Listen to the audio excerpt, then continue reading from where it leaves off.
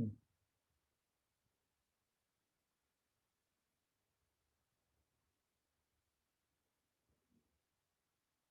ये मेरा खुद का नोट्स है, तो थोड़ा समझने में दिक्कत हो सकता है।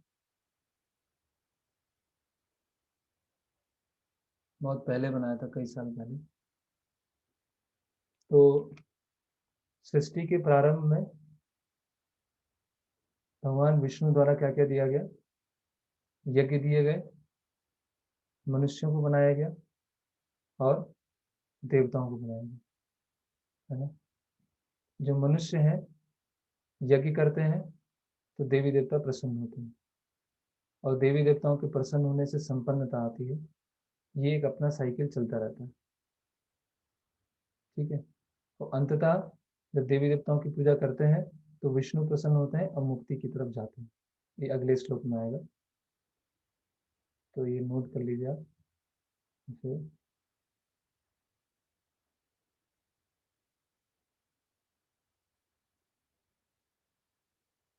हम्म, हम्म,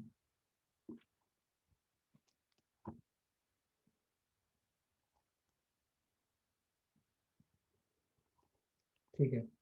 तो अगर भगवान बता रहे हैं, अगर संसार में एंजॉय करना है तो पुण्य तरीके से करो, अर्जुन पाप मत करो। ठीक। अभी प्रश्न ये उठता है, हम जब इसके इसके तात्पर्य को पढ़ेंगे तो प्रभुपाद जी यज्ञ के बारे में कम चर्चा कर रहे हैं, संकीर्तन यज्ञ के बारे में अधिक चर्चा कर रहे हैं। क्यों कर रहे हैं ऐसा? क्योंकि सभी तरह के यज्ञों को संपन्न कर पाना बहुत मुश्किल है, पहली बात। क्योंकि ऐसे ब्राह्मण नहीं है, ऐसी शुद्ध वस्तुएं नहीं है, और लोगों को इंटरेस्ट भी नहीं है ना। क्या पाप क्या पुण्य, मुझे तो एंजॉय करना बस। ठीक है। तो दूसरा बात यह है कि जो शुद्धिकरण की विधि है, कि कर्म कांड है, कि कर्म योग है, कि ज्ञान योग है और भक्ति योग है, उसमें कई जन्म लग जाते हैं। ठीक है। वो एक जन्म का प्रोसेस नहीं, उसमें कई जन्म लगते हैं। अभी कलयुग में वही मनुष्य जीवन अभी मिल गया, और कर्मकांड कर्मयोग यहाँ तक आएंगे तो वो बहुत मुश्किल है। इसलिए प्रभुपाद जी ये जो यज्ञ है, जो कर्मकांड वाला यज्ञ समझा रहे हैं, उसमें संकीर्तन यज्ञ को लेके आ रहे हैं। ठीक है। तो संकीर्तन यज्ञ में भाग लेने से, है ना, ये मैं पढ़ता हूँ इसमें, श्रीमद् भागवतम में संकीर्तन यज्ञ के विशेष प्रसंग में भगवान कृष्ण का अपने भक्त रूप चैतन्य महाप्रभु रूप में निम्न प्रकार से उल्लेख हुआ है।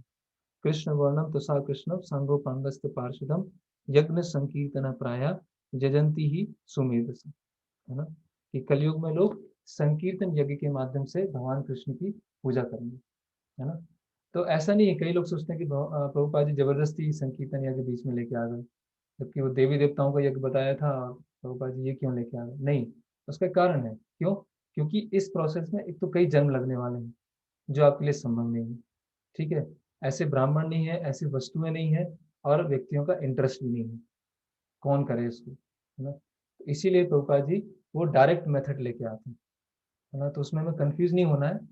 इनडायरेक्ट मेथड तो चली रही है, लेकिन बीच बीच में प्रभुपाद जी उस डायरेक्ट मेथड को भी लेके आते हैं, जिससे हमारा फोकस डाइवर्ट ना हो, इसलिए। ओके। फिर श्लोक क्रमांक 11। ठीक है। यज्ञों के द्वारा प्रसन्न होकर देवता तुम्हें भी प्रसन्न करेंगे, और इस प्रकार मनुष्यों तथा देवताओं के मध्य सहयोग से सबों को संपन्नता प्राप्त होगी, है ना। तो भौतिक सुख कैसे प्राप्त होगा, भौतिक समृद्धि कैसे आएगी, वो भी शास्त्रों से आएगी, है ना। तो एक मिनट। हम्म, तो जब हमने मनुष्यों ने यज्ञ किए देवी देवताओं को, उदाहरण के लिए कि आपके घर में इलेक्ट्रिसिटी है, पानी है, राशन भी मंगा रहे हैं फोन से, लेकिन कुछ समय के पश्चात, 2-3 महीने के पश्चात आपने उसका बिल देना बंद कर दिया, तो लाइट कट हो जाएगी, पानी कट हो जाएगा, और राशन नहीं आएगा। तो उसी तरह से अगर मनुष्यों ने देवी देवताओं के द्वारा प्रदत्त, उनको आभार व्यक्त नहीं किया, उनके लिए यज्ञ नहीं किया, तो देवी देवता क्या कर देंगे, सप्लाई कट कर देंगे। और जब सप्लाई कट कर देंगे तो उसकी वजह से भौतिक समृद्धि भी रुक जाएगी, है ना। तो भौतिक समृद्धि भी चाहिए तो भी शास्त्रों के ऊपर निर्भर रहना पड़ेगा, है ना। यज्ञ करने होंगे, है ना। तो ये मनुष्यों और देवी देवता, इसीलिए हम देखते हैं कि आजकल की जो प्रगति है वो टेक्नोलॉजी बेस्ड है ना, तकनीकी। लेकिन वास्तव में प्रगति ये नहीं होती, वास्तव में प्रगति ये है कि धन है, धान्य है, गाय है, जमीन है, खाने के लिए बहुत अच्छा भोजन है, अच्छी हवा है, स्वस्थ शरीर है, मन पीसफुल है। जब ये प्रचुर मात्रा में होता है उसको बोलते हैं समृद्धि, है ना। ऐसा नहीं कि हाथ में मतलब स्मार्टफोन है ना, या वो उसको एडवांसमेंट कहेंगे।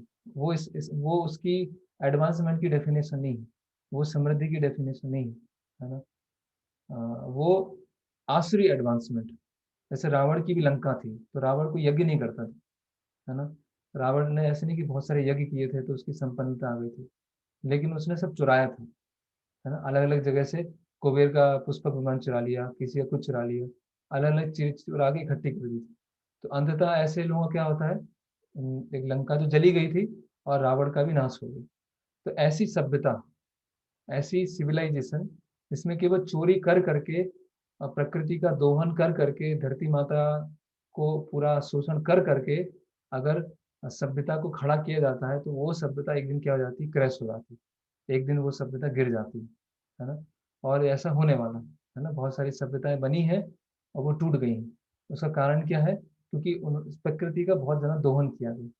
तो आप आपके यहाँ लाइट आ रही थी, है ना, आपने बिल नहीं भरा, ठीक है, तो आपने लंगर डाल दिया और डायरेक्ट खम्भे से सप्लाई ले ली, तो कुछ दिन फिर चल गई, 10 दिन चल गई, 15 दिन चल गई, वो भी कट कर दी। फिर और कहीं से दूसरे घर से सप्लाई ले लिया, तो फिर वो भी कुछ दिन चल गया। कितने दिन चलेगा, किसी न किसी की तो नोटिस में आ जाएगा, और फिर वो क्या कहलाएगा, क्राइम कहलाएगा, तो आपको जेल भी हो सकती है, आपको विद्युत चुराने के लिए। तो उसी तरह से अगर हम प्रकृति का दोहन करते जाएंगे, करते जाएंगे, करते जाएंगे, तो ये सब अकाल और महामारी, ये सब आएंगी। उस पर भी हम चर्चा करेंगे आगे चल के। तो इसीलिए भौतिक रूप से समृद्धि चाहिए तो भी हमें शास्त्रों पर निर्भर रहना पड़ेगा, है ना। ओके। फिर इसी श्लोक के तात्पर्य में भगवान जो दूसरा वो है, यज्ञों को संपन्न करने से अन्य लाभ भी होते हैं जिनसे अंततः भव बंधन से मुक्ति मिल जाती है। यज्ञ से सारे कर्म पवित्र हो जाते हैं, है ना। आहार शुद्धो, सत्व शुद्धो, सत्व शुद्धो, ध्रुवा स्मृति, स्मृति लभ्ये सर्व ग्रंथि नाम विप्र मोक्ष। यज्ञ से मनुष्य के खाद्य पदार्थ शुद्ध होते हैं, जैसे भगवान को हम ऑफर करते हैं। जैसे यज्ञ है, यज्ञ को अगर हम बहुत छोटे स्तर पर देखें तो भगवान को ऑफर करना, भगवान को अर्पण करना, ठीक है, भगवान को भोग लगाना। हर चीज हमें ऑफर करना चाहिए। जैसे धोती कुर्ता है, ऑफर करना चाहिए, कंठी माला है, ऑफर करना चाहिए। जो भी घर में आए सबसे पहले भगवान को ऑफर करना चाहिए, है ना। हम्म। तो आहार शुद्ध हो, सत्व शुद्ध हो, है ना। आहार शुद्ध होगा तो हमारी सत्ता शुद्ध होगी, सत्ता शुद्ध होगी तो पढ़ देता हूँ, यज्ञ, यज्ञ से मनुष्य के खाद्य पदार्थ शुद्ध होते हैं, है ना। शुद्ध भोजन करने से मनुष्य जीवन शुद्ध हो जाता है। जीवन शुद्ध होने से स्मृति के सूक्ष्म तंतु शुद्ध होते हैं, है ना। स्मृति, ध्रुवा स्मृति, और स्मृति तंतुओं के शुद्ध होने पर मनुष्य मुक्ति मार्ग का चिंतन कर सकता है ना। तो कैसे लिंक है आहार का और मुक्ति मार्ग का, है ना। जैसा, जैसे आहार हम जब लेते हैं तो आहार के 3 भाग होते हैं। पहला भाग होता है स्थूल भाग, दूसरा भाग होता है पोषक तत्व, और तीसरा भाग होता है चेतना, है ना।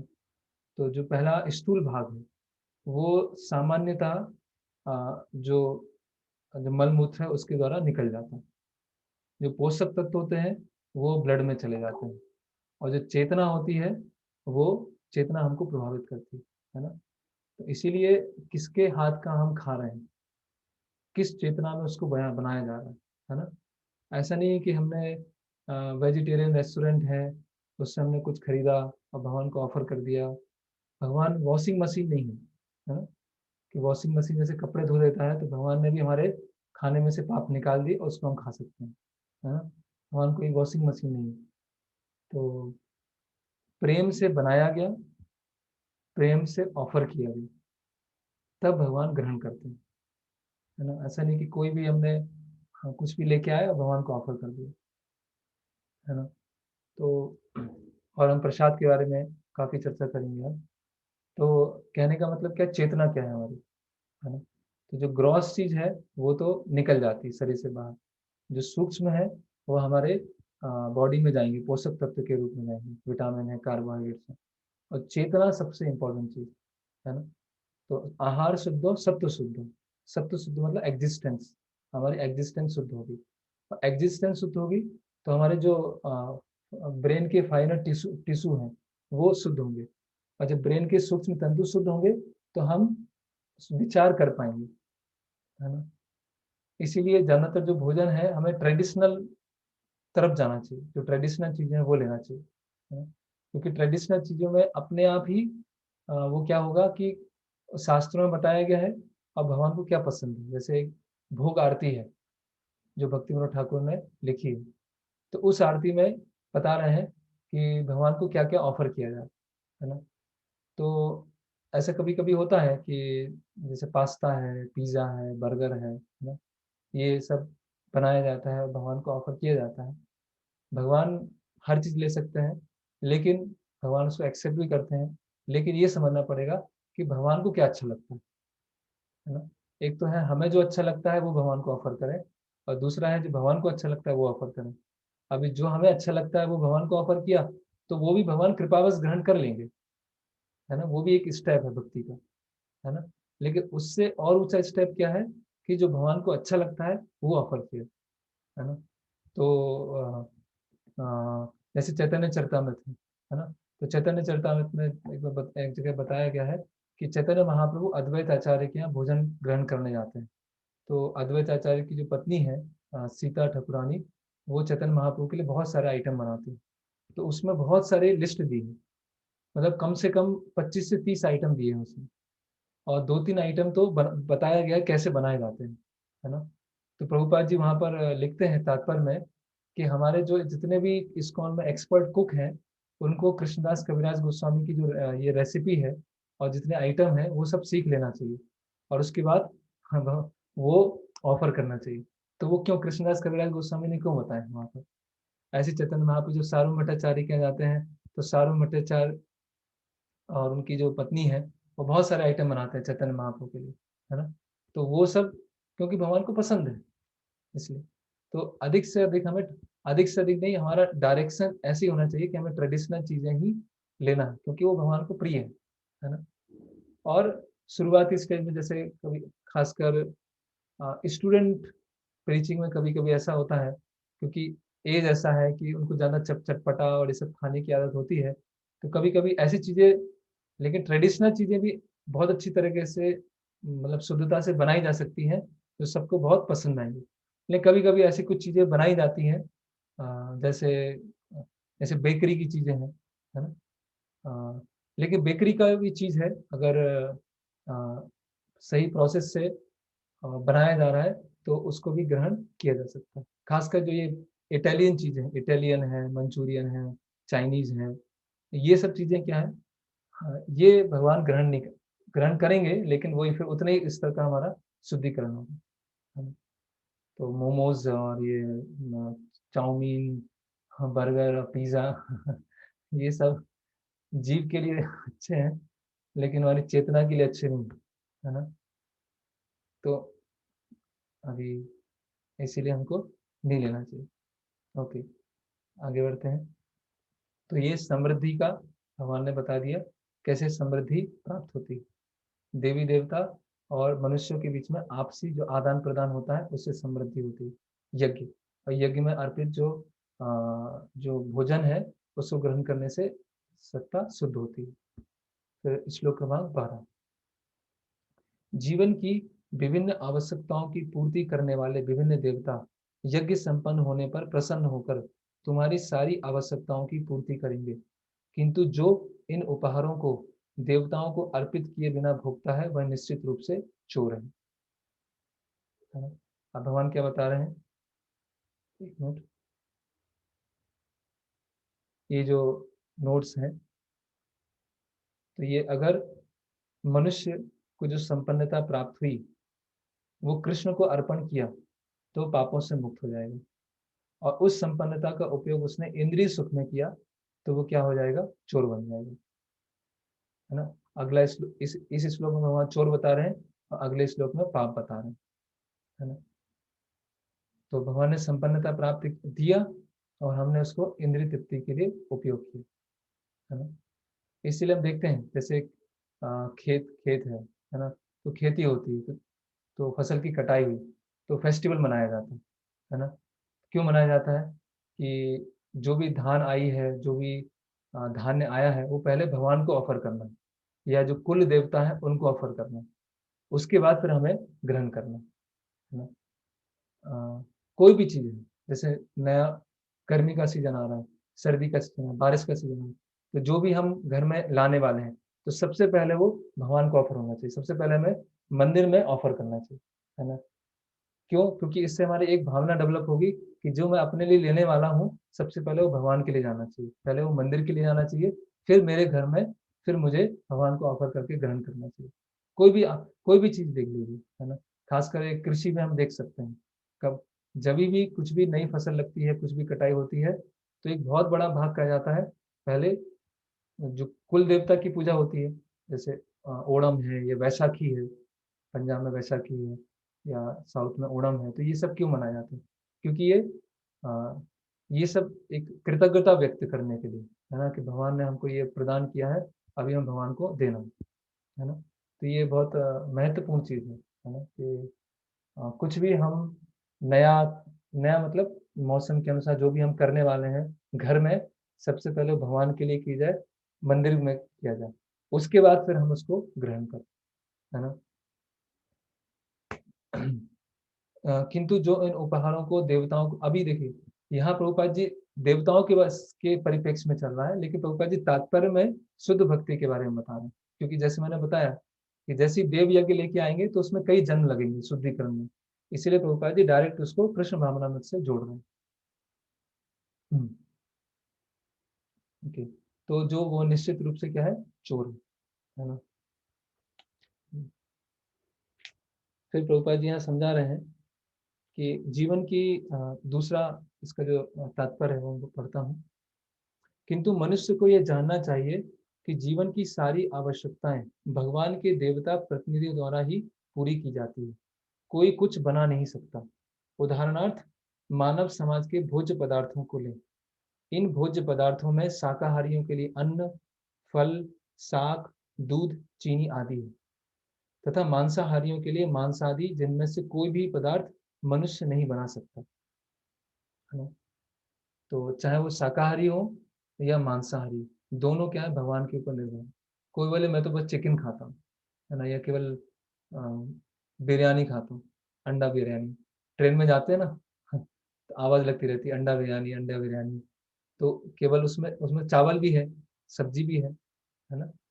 तो प्रकृति के ऊपर निर्भरता है, और वो जो अंडा है वो भी तो एक जीव से आया है, और जीव भी तो आपने तो बनाया नहीं फैक्ट्री में। आपने तो स्क्रू बनाए हैं, है ना? मशीन बनाई है। कोई भी एक जीव-जंतु कुछ भी आपने फैक्ट्री में बनाया तो अलग बात है। तो चाहे वो शाकाहारी है या मांसाहारी, दोनों भगवान के ऊपर निर्भर है। एक और उदाहरण लें, यथा ऊष्मा, प्रकाश, जल, वायु आदि जो जीवन के लिए आवश्यक है, इनमें से किसी को बनाया नहीं जा सकता। जैसे हम देखते हैं पारंपरिक तरीके से लोग सूर्य देव को जल अर्पण करते हैं। तो सूर्य देव को जल अर्पण करना क्या उसका क्या क्या कारण है?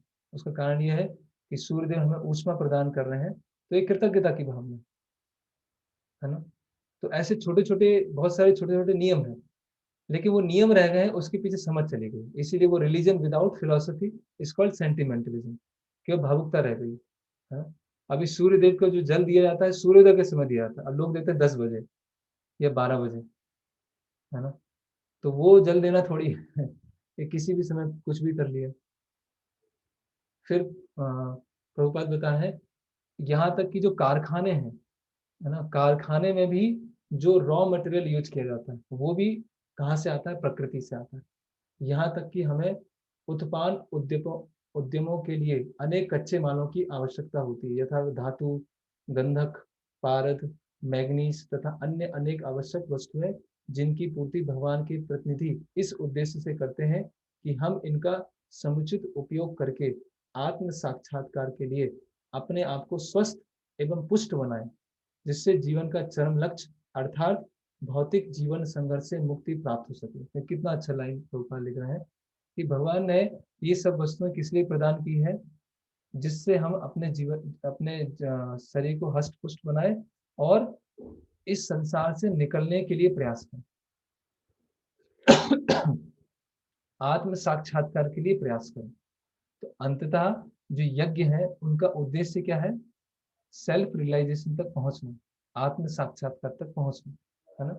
लेकिन जो, फिर वही आगे समझाना है, जो इस जीवन के उद्देश्य को भूल जाता है और जीवन के उद्देश्यों को भूलने के पश्चात भौतिक समृद्धि का उपयोग इंद्रिय तृप्ति के लिए करता है, वो चोर कहलाता है। ठीक है। अगला श्लोक, यज्ञाशिष्टा सिन्हा संतो मुच्यन्ते सर्व किल विषय भुंजन्ते त्वगकम पापा ये पश्चात आत्म कारणात्। भगवान के भक्त सभी प्रकार के पापों से मुक्त हो जाते हैं, क्योंकि वे यज्ञ में अर्पित किए भोजन को ही खाते हैं, प्रसाद को ही खाते हैं।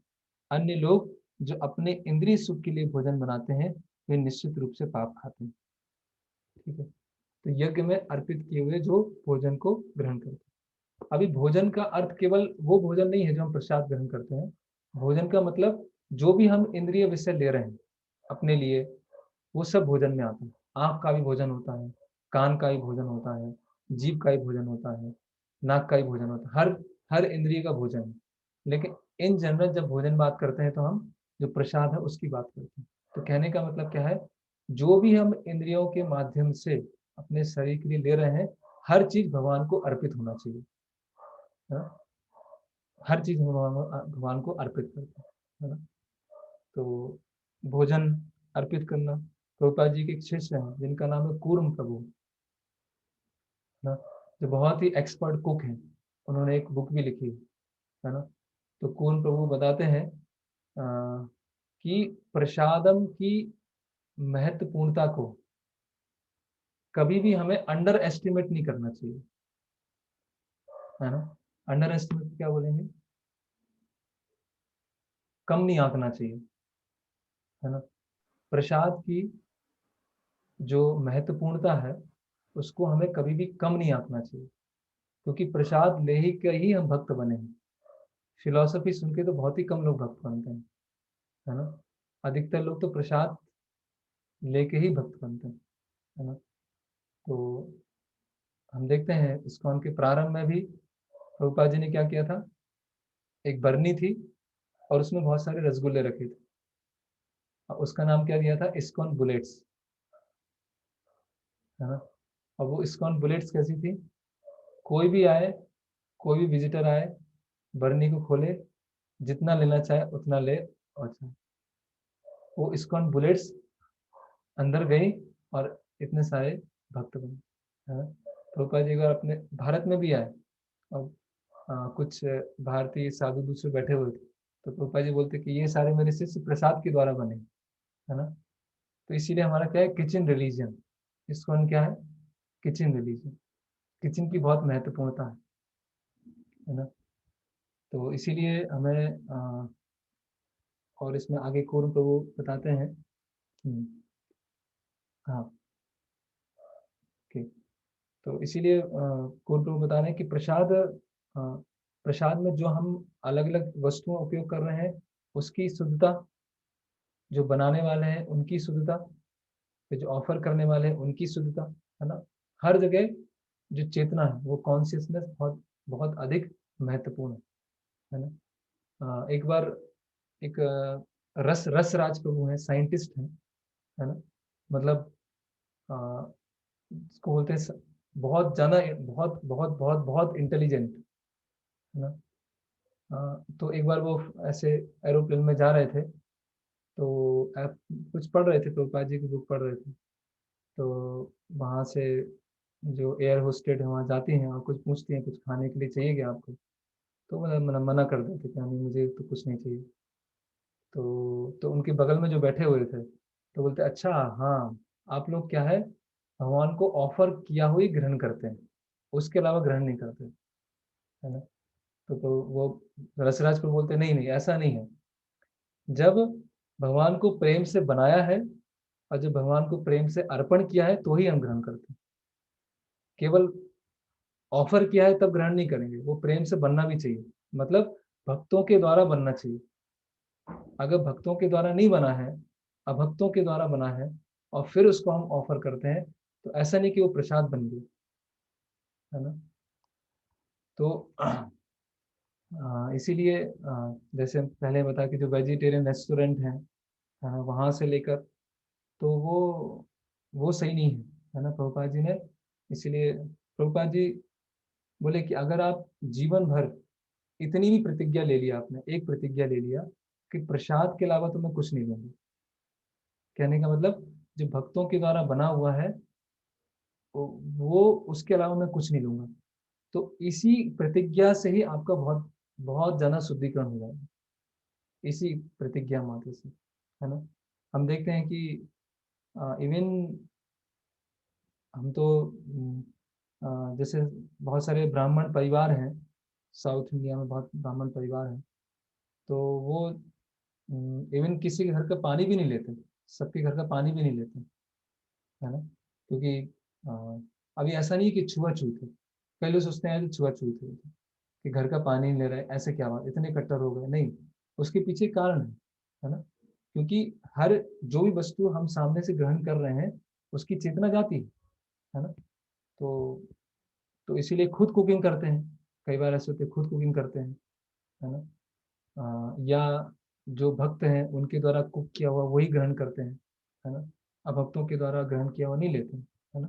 तो ये सब इसमें कढ़ाई या स्ट्रिक्टनेस क्यों बताई गई है ना, क्योंकि आहार से सत्व शुद्ध होगा, सत्व से स्मृति शुद्ध होगी, स्मृति से मुक्ति के लिए हम विचार कर पाएंगे, है ना। और आजकल हम देखते हैं, जैसे कॉल आजकल लोग क्या करेंगे, कि एक ही प्लेट में दो तीन लोग खा रहे हैं, हाँ, उससे बोलते हैं उससे प्रेम बढ़ेगा, हाँ, उससे प्रेम बढ़ता है, एक ही प्लेट होगा, उसमें दो तीन लोग एक साथ खाएंगे, है ना। और फिर जूठा, है ना, एक एक कोई रेस्ट खासकर रेस्टोरेंट में देखा है, एक खाएंगे तो उसी उसी का कोई दूसरा मेंबर खाएगा, फिर तीसरा मेंबर खाएगा, चौथा मेंबर खाएगा, है ना। तो उसको वो एडवांसमेंट बोलते हैं ना, ये प्रगति, इससे प्रेम का आदान प्रदान हो रहा है ना। और कई बार तो ऐसा देखा है, ये तो जो सो कॉल्ड मित्र होते हैं उनके बीच में होता है कि कोई कुछ ड्रिंक लिया, कुछ पीने के लिए लिया, तो जो स्ट्रॉ होती है उससे पिया, और उसी जूठे से किसी दूसरे ने पिया, फिर उससे तीसरे ने पिया, फिर चौथे ने पिया, वो बोलते हैं हाँ, ये तो सब मित्रों के बीच में हो रहा है ना, ये तो हम खुले विचारधारा वाले हैं, है ना। तो वास्तव में ये तो हम पिछड़े जीवन की तरफ जा रहे हैं। कहाँ पे उच्च कोटि के ब्राह्मण हैं जो पानी पीने में भी ध्यान रख रहे हैं कि पानी भी कहाँ का लेना है ना। और एक आजकल के आधुनिक समाज है कि एक ही प्लेट में एक ही वो स्ट्रॉ से सब खा रहे हैं, है ना। मतलब एक्चुअली हम आदिवासी बन रहे हैं धीरे धीरे, है ना। आदिवासियों में वो कोई नियम नहीं होता, है ना।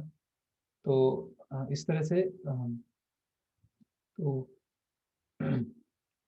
और आगे प्रसाद के बारे में प्रभुपाद जी बताते हैं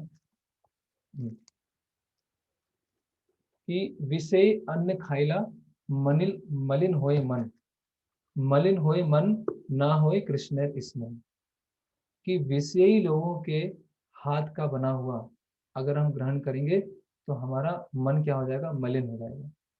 और मलिन होए मन, ना होए कृष्ण स्मरण। अब मन अशुद्ध हो जाएगा तो कृष्ण का उसमें स्मरण नहीं है ना। तो ये इसलिए बहुत महत्वपूर्ण है। और हम देखेंगे इवन जो सही संस्थाएं भी नहीं है, मतलब जहाँ पे गलत प्रचार हो रहा है, जैसे हम देखते हैं ब्रह्म कुमारी का उदाहरण लेते हैं। तो ब्रह्म कुमारी कोई फिलॉसफी नहीं है, कुछ नहीं है, सब स्पेकुलेशन कर दिया है।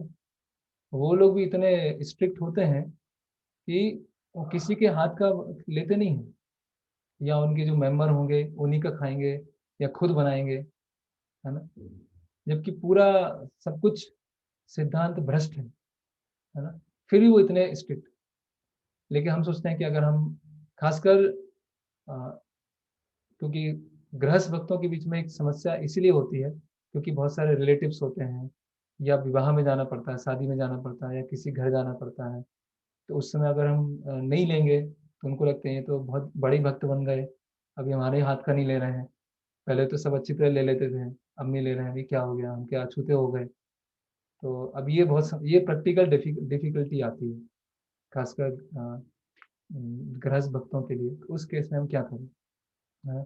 तो उस केस में यही है, समझाएं, समझाने का प्रयत्न करें कि ऐसा नहीं है कि हम कुछ ग्रहण नहीं करते हैं। आप जप कीजिए, 4 नियमों को पालन कीजिए, और फिर भगवान को ऑफर कीजिए और ग्रहण करेंगे। वो ऐसा नहीं कि हमारे लिए अच्छा है, वो आपके लिए भी अच्छा है ना। जो ऑनियन गार्लिक है वो क्या है, चेतना को अशुद्ध करती है ना। कई लोग बोलते हैं कि ऑनियन गार्लिक नहीं खाएंगे। ऑनियन गार्लिक तो आयुर्वेद में भी दिया है ना? आयुर्वेद में भी ऑनियन गार्लिक है, और कई ऑनियन गार्लिक की दवाइयाँ भी बनती हैं, तो दवाई रूप में खा लिया करो, है ना। तो दवाई तो पैरासीटामोल भी है, दवाई तो डाइक्लोफेनेक भी है, उसकी भी सब्जी बनाते हैं। आज पैरासीटामोल की सब्जी बनाते हैं, आज डाइक्लोफेनेक की सब्जी बनाते हैं। तो ऐसा तो होगा नहीं। तो अगर प्याज लहसुन दवाई है तो उसके बहुत सारे अल्टरनेटिव भी हैं, है ना। ऐसे नहीं कि प्याज लहसुन नहीं लेंगे तो उसका कुछ होगा नहीं, उसके भी अल्टरनेटिव है, उसके भी आयुर्वेद में दिया हुआ है। ठीक है।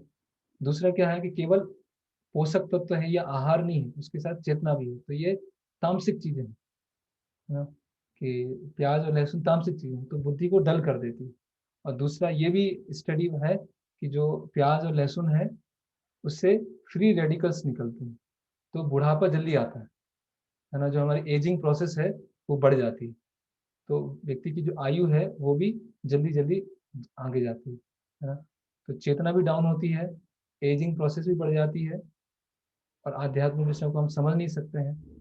थोड़ा बहुत कुछ आयुर्वेदिक लाभ, कुछ ऐसा कुछ मिल सकता है, लेकिन वो दूसरी चीज़ों से ही मिल पाएगा, है ना। तो ऐसा कई बार बोलते हैं कि प्याज लहसुन नहीं होता तो टेस्ट ही नहीं आता है ना। अभी जो ऑलरेडी भक्ति में आ चुके हैं तो उनको पता नहीं है, लेकिन जब हम भक्ति में नहीं थे तो ऐसा कि प्याज लहसुन होगा तो टेस्ट ही नहीं आएगा। नहीं, ऐसा नहीं है। रूपा जी बताते हैं कि दूध है या दूध के जो अलग अलग आइटम्स हैं, अलग अलग चीज बनाएंगे, अच्छी तरह से बनाएंगे। अब कई बहुत लोगों का अनुभव होता है कि जब इस्कॉन मंदिर में आते हैं और प्रसाद लेते हैं तो कभी कभी पूछते हैं, अरे इसमें इसमें प्याज लहसुन है कि नहीं है। उनको बताते हैं इसमें तो नहीं है। बोले अरे इतना टेस्टी कैसे हो सकता है, बिना प्याज लहसुन के टेस्ट कैसे आ सकता है। नहीं, ऐसा नहीं है ना। तो एक तो ये है कि प्याज लहसुन नहीं लेना। फिर क्योंकि हम प्रचार के लिए भी हमें दूसरों को बताना है, इसलिए डिस्कस कर रहे हैं। अंडा है जैसे, है ना, तो एक वेजिटेरियन एग आया है जिसको जैन अंडा बोलते हैं, जैनों का अंडा है ना। तो वो अंडा, अंडा क्या है मतलब, है ना, या तो उसमें भ्रूण होगा, है ना, या फिर जो मुर्गी है उसके जो वेस्ट पदार्थ होंगे, जो अवशेष होंगे, वो होंगे। दोनों में से एक ही होगा, है ना। और मुर्गी के जो वेस्ट प्रोडक्ट हैं वो खाना, वो भी बहुत मतलब घोर तामसिक है ना। और जो भ्रूण है, जो भ्रूण को मार रहे हैं, उसकी हत्या हो रही, वो भी तामसिक है ना। है ना, वो ऐड चला था, संडे हो या मंडे, हर रोज खाओ अंडे, फिर पड़ेंगे यमराज के डंडे, है ना। वो नहीं बताएंगे उसको तो लोग प्रोटीन बढ़ाना है। हाँ, प्रोटीन आपको राजमा राजमा से मिल सकती है, दाल से मिल सकता है, ऐसी कई चीजें हैं जिससे प्रोटीन मिल सकता है। और जितना हमारे शरीर के लिए आवश्यक है प्रोटीन, उतना वेजिटेरियन डाइट में मिल जाएगा, है ना। ऐसा नहीं कि नॉन वेजिटेरियन नहीं ले, कई लोग बोलते हैं कि नॉन वेजिटेरियन लेंगे तो हम वो नहीं हो पाएंगे, मतलब ऐसे क्या शरीर अच्छा नहीं होगा, हष्ट पुष्ट नहीं होगा, है ना। लेकिन ऐसा ऐसा नहीं है ना। बहुत सारे, अभी भौतिक दृष्टिकोण से देखें, बहुत सारे रेसलर हैं, कुश्ती खेलने वाले हैं, है ना, वो वेजिटेरियन है, दारा सिंह, है ना, और भी नाम भूल गया। ऐसे कई लोग हैं जो वेजिटेरियन डाइट, है ना, ऐसे नॉन वेजिटेरियन नहीं लेते, है ना। तो तो एक तो जो मीट, हाँ, तो एग की बात हो रही थी, जैन अंडे, है ना। तो ऐसे जैन अंडे ऐसा कुछ होता नहीं है ना। तो कभी कभी ऐसा होता है, जो डॉक्टर होते हैं, खासकर जो एलोपैथिक डॉक्टर हैं, वो भी प्रिस्क्राइब करते हैं, है ना, कि आप बीमारी से उठे हैं तो आप अंडे खाएं, ये करें, तो आपका जल्दी वो जल्दी आपका सेहत बढ़ेगा। नहीं, वो प्रोटीन के लिए और भी बहुत सारी चीज़ें हैं, उसको भी हम उसको लिया जा सकता है ना, अगर अगर कुछ हेल्थ इशू है ना। लेकिन खासकर मांस और अंडे, और जिनमें प्रोटीन बहुत ज़्यादा है, जैसे मसूर की दाल, है ना, मसूर की दाल में प्रोटीन कितना है, ऑलमोस्ट इक्विवेलेंट टू मीट। तो इसीलिए जो वैष्णव है मसूर की दाल नहीं लेते हैं। फिर सोयाबीन, है ना, सोयाबीन में भी वो जो प्रोटीन है उसकी मात्रा बहुत ज़्यादा होती है, तो सोयाबीन भी जो वैष्णव है वो ग्रहण नहीं करते, क्योंकि एक्सेसिव प्रोटीन क्या है, हमारे इंद्रियों को क्या है, फिर वो उत्तेजित करती है ना, इसीलिए एक्सेसिव मात्रा में भी बॉडी में प्रोटीन नहीं जाना चाहिए। तो ये प्रसाद के बारे में। फिर प्रश्न उठता है कि अगर हम कहीं जा रहे हैं, हम ट्रेन में हैं, मान लीजिए हम यहाँ से साउथ इंडिया जा रहे हैं, 2 दिन की यात्रा है ट्रेन में, अभी खाने के लिए क्या करें, गर्मी का सीजन है, घर से बना के ले जाएंगे तो अगले दिन खराब हो जाएगा, तो अभी क्या कर सकते हैं। तो उस केस में फल है, ऐसी चीज जो अग्नि पे नहीं लगी, है ना, फल है, दही है, दूध है, छाछ है, वो सब ले सकते हैं।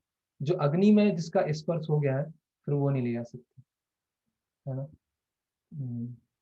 कभी कभी होता है, जैसे वो हल्दीराम की भुजिया आती है ना, हल्दीराम की सोन पपड़ी आती है। तो एक बार कोई भक्त थे जो नए नए आश्रम में आए थे, तो घर गए, घर से लौट के आए तो हल्दीराम की सोन पपड़ी लेके आए और बांटना चालू किया, तो को रोका कि क्या लेके आए हो? तो ये प्रभु जी, ये तो हल्दीराम की सोन पपड़ी। बोले नहीं, हल्दीराम की सोन पपड़ी नहीं है, हल्दीराम के पाप हैं, उसको मत बांटो। ऐसे ही बीकानेर, बीकानेर की भुजिया आती है ना, बीकानेर भुजिया, बीकानेर जो है, बीकानेर मिष्ठान भंडार, बीएमबी, उसकी बहुत सारी चीजें हैं, खासकर राजस्थान, कोटा में जब था तो वहाँ ऐसे बहुत सारे ऐसे बीकानेर मिष्ठान भंडार, तो वो बीकानेर से पाप लेके खाएंगे, है ना। तो वो सब चीजें हमें ग्रहण नहीं करना चाहिए, है ना। इसलिए तो जो कुकिंग करना वो एक बहुत बड़ी कला है ना। पहले सब सीखते थे और सिखाया जाता है, लेकिन आजकल क्या हो गया है कि ट्रेंड चेंज हो रहा है, जॉब और फिर स्टडीज, हायर स्टडीज। तो जो माताएं हैं उनको ये कुकिंग करना या पाकशाला में दक्ष होना, उसकी कोई ट्रेनिंग नहीं है ना। तो इसके लिए क्या है, फिर फ़ोन लगाया तो ऑन डोर से खाना आ गया, फ़ोन लगाया तो जोमेटो से आ गया, है ना, अपने आप फ़ोन लगाने से सब कुछ आ जाता है। तो इसीलिए हमें अब कुकिंग करने की क्या ज़रूरत है। इसीलिए आजकल हम देखते हैं जो वेस्ट है, वेस्ट में किचन कल्चर ही खत्म हो रहा है। वहाँ जो घर बनाए जाते हैं, तो घर में जो आर्किटेक्ट होते हैं वो किचन बनाते ही नहीं हैं।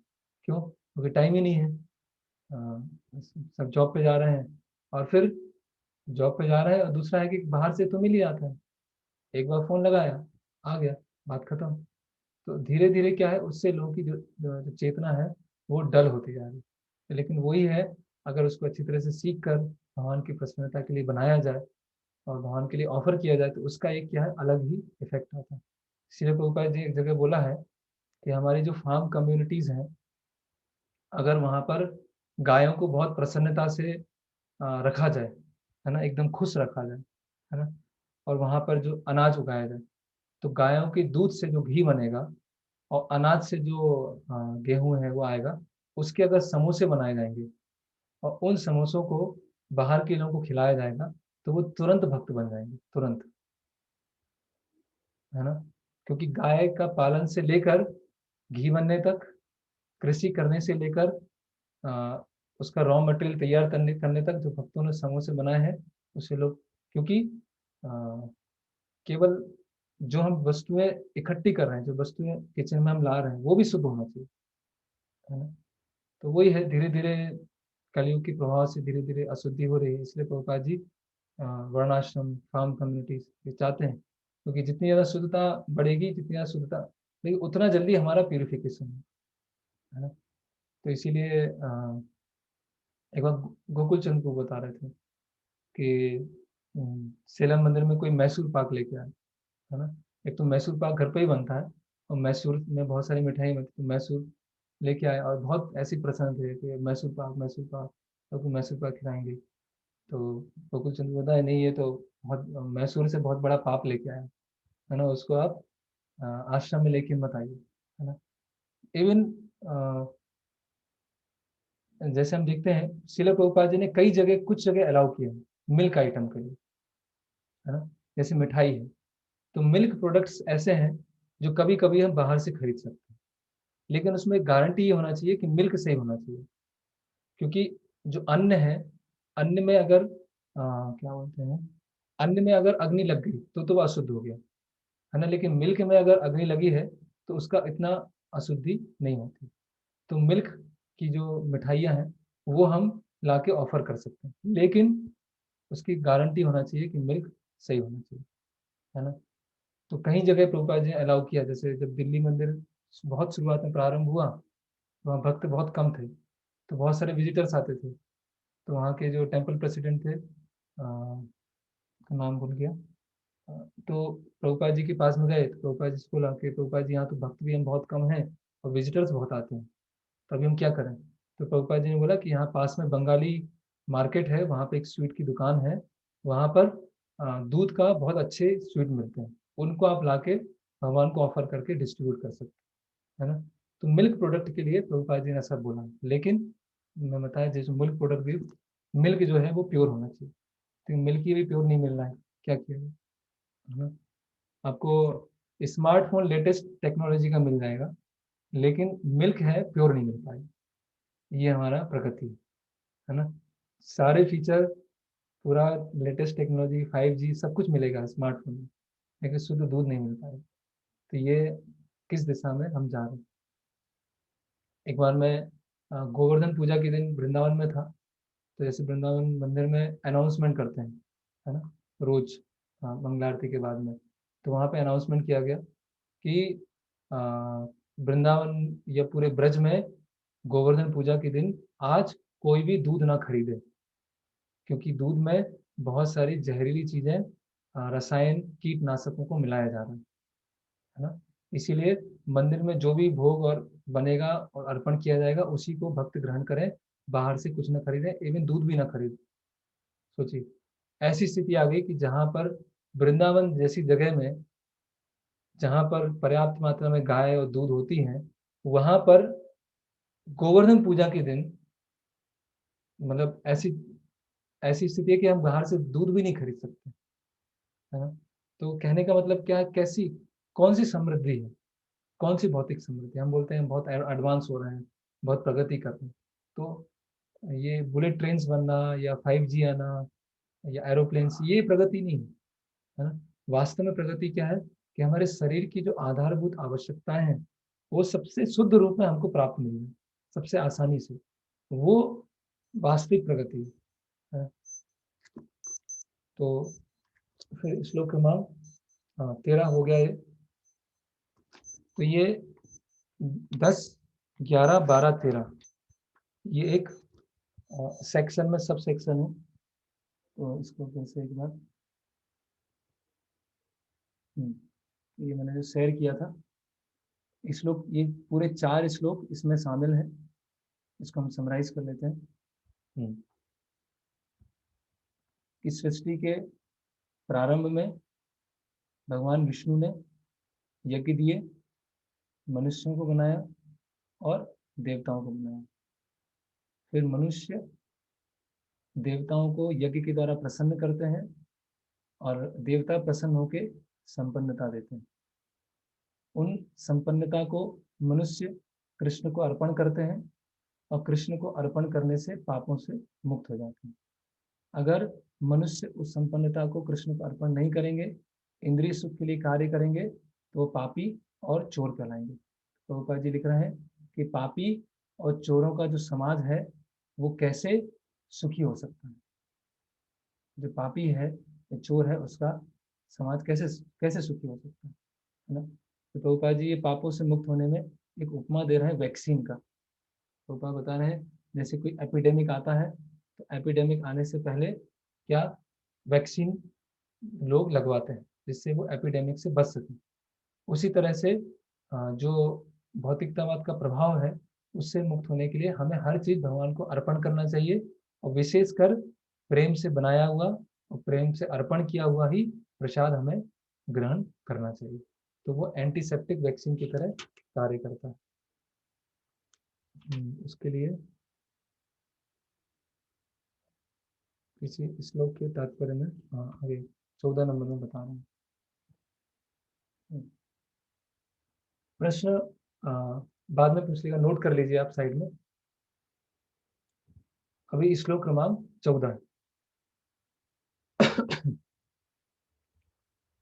ये बहुत महत्वपूर्ण श्लोक है। प्रभुपाद जी कई बार इसको उदाहरण दे देते थे।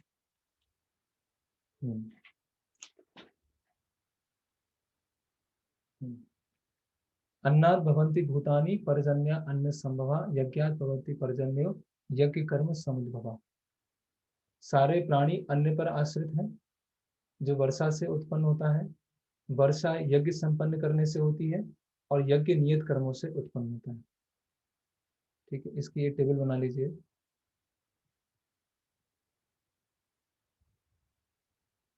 ये बनाया है।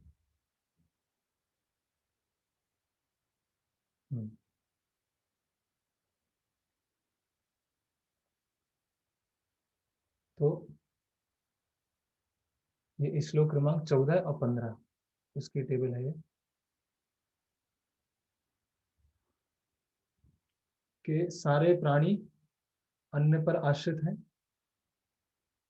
अन्न बारिश से आता है, बारिश यज्ञ करने से आती है। यज्ञ कहाँ दिए हैं? नियत कर्म।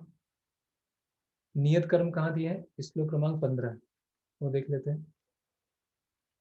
वेदों में नियत कर्मों का विधान है और वे साक्षात श्री भगवान से प्रकट हुए। फलतः सर्वव्यापी ब्रह्म यज्ञ कर्मों में सदा स्थित रहता है। तो नियत कर्म कहाँ दिए हैं? वेदों में दिए। और वेद कहाँ से आते हैं? भगवान से आते हैं। तो कितना सिस्टमेटिक चक्र है, कैसे व्यक्ति भगवान से जुड़ जाता है।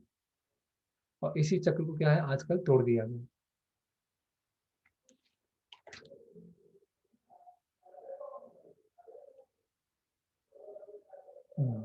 एक एक करके देखते हैं। सारे प्राणी अन्न पर आश्रित हैं। ठीक है, तो अन्न पर आश्रित हैं, हवा पे आश्रित हैं, वायु प्रकाश पे आश्रित हैं, बहुत सारी चीजों पे आश्रित हैं। और ये सब चीजें कहाँ से आती हैं? देवी देवता प्रदान करते हैं। अलग अलग देवी देवताओं के द्वारा दिया जाता है। इंद्रदेव हैं, चंद्रदेव हैं, सूर्य देव हैं, इनके द्वारा प्रदान किया जाता है। तो प्रभु भगवान एक ही उपमा यहाँ ले रहे हैं, अन्न के बारे में चर्चा कर रहे हैं। अन्न कहाँ से आते हैं? बारिश से आते हैं, है ना। आजकल के बच्चों से पूछेंगे कि अन्न कहाँ से आता है, तो बोलेंगे रिलायंस फ्रेश से आता है, ये ऑन डोर से आता है ना। क्योंकि कभी खेत देखे ही नहीं, कभी वो कृषि देखी ही नहीं, है ना। तो बारिश से आती है। बारिश कैसे आती है? अभी कोई बोलेगा बादलों से आती है। इंद्र तो हमको दिखाई नहीं देते, है ना। नहीं, बारिश यज्ञ संपन्न करने से आती है ना। अभी हमें ये समझना पड़ेगा, यज्ञ का अर्थ केवल वो नहीं है कि यज्ञ कुंड है और उसमें आहुति दी जा रही है। यज्ञ का अर्थ है व्यक्ति, यज्ञ का एक शाब्दिक अर्थ क्या है? सेक्रीफाइस। यज्ञ मतलब सेक्रीफाइस, सेक्रीफाइस मतलब त्याग, ठीक है। तो जो व्यक्ति अपने नियत कर्तव्यों को करते हैं, ब्राह्मण ब्राह्मण के नियत कर्म कर रहे हैं, क्षत्रिय क्षत्रिय के कर रहे हैं, वैश्य वैश्य के कर रहे हैं, और जो स्त्री है वो स्त्री धर्म पालन कर रही है, तो जब समाज में सभी लोग नियत कर्तव्यों को फॉलो करते हैं तो अपने आप ही बारिश आएगी। हम देख सकते हैं जो सही बारिश है, मतलब सही बारिश मतलब मतलब बारिश जो जरूरी है रात्रि में आती है ना। दिन में बारिश आना या बिना मौसम की बारिश आना वो क्या कहलाता है, कहीं ना कहीं कोई पापी व्यक्ति का जन्म हुआ। जैसे जब हिरण्यकशिपु ने ब्रह्मा जी का वरदान लेकर आतंक मचाना चालू किया, हिरण्यकशिपु का प्रभाव इतना था, इतना ज्यादा प्रभाव था कि देवी देवता भी उसके सेवक बन गए। अग्निदेव उसके महल की दिए जलाते थे, वायुदेव उसके महल में झाड़ू लगाते थे, है ना, और वरुण देव उसके बगीचे में पानी डालते थे। इतना ज्यादा प्रभाव था, मतलब देवी देवताओं को भी कंट्रोल में ले लिया। और जिस समय बारिश होना चाहिए उस समय बारिश नहीं हो रही, जब बारिश नहीं होना चाहिए तब बारिश हो रही। इसका मतलब जो कोई, प्रभुपाद जी वहां लिखते हैं, या तो पापी व्यक्ति का जन्म हुआ है या प्रधानता में पापी लोग कंट्रोल कर रहे हैं।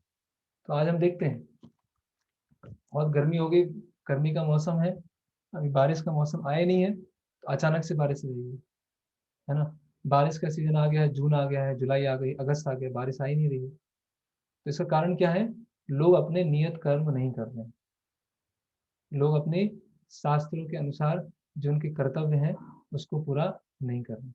इसकी वजह से असामयिक बारिश, अकाल, बाढ़, सुनामी, साइक्लोन, ये सब आ रहे हैं, है ना। तो अगर अ,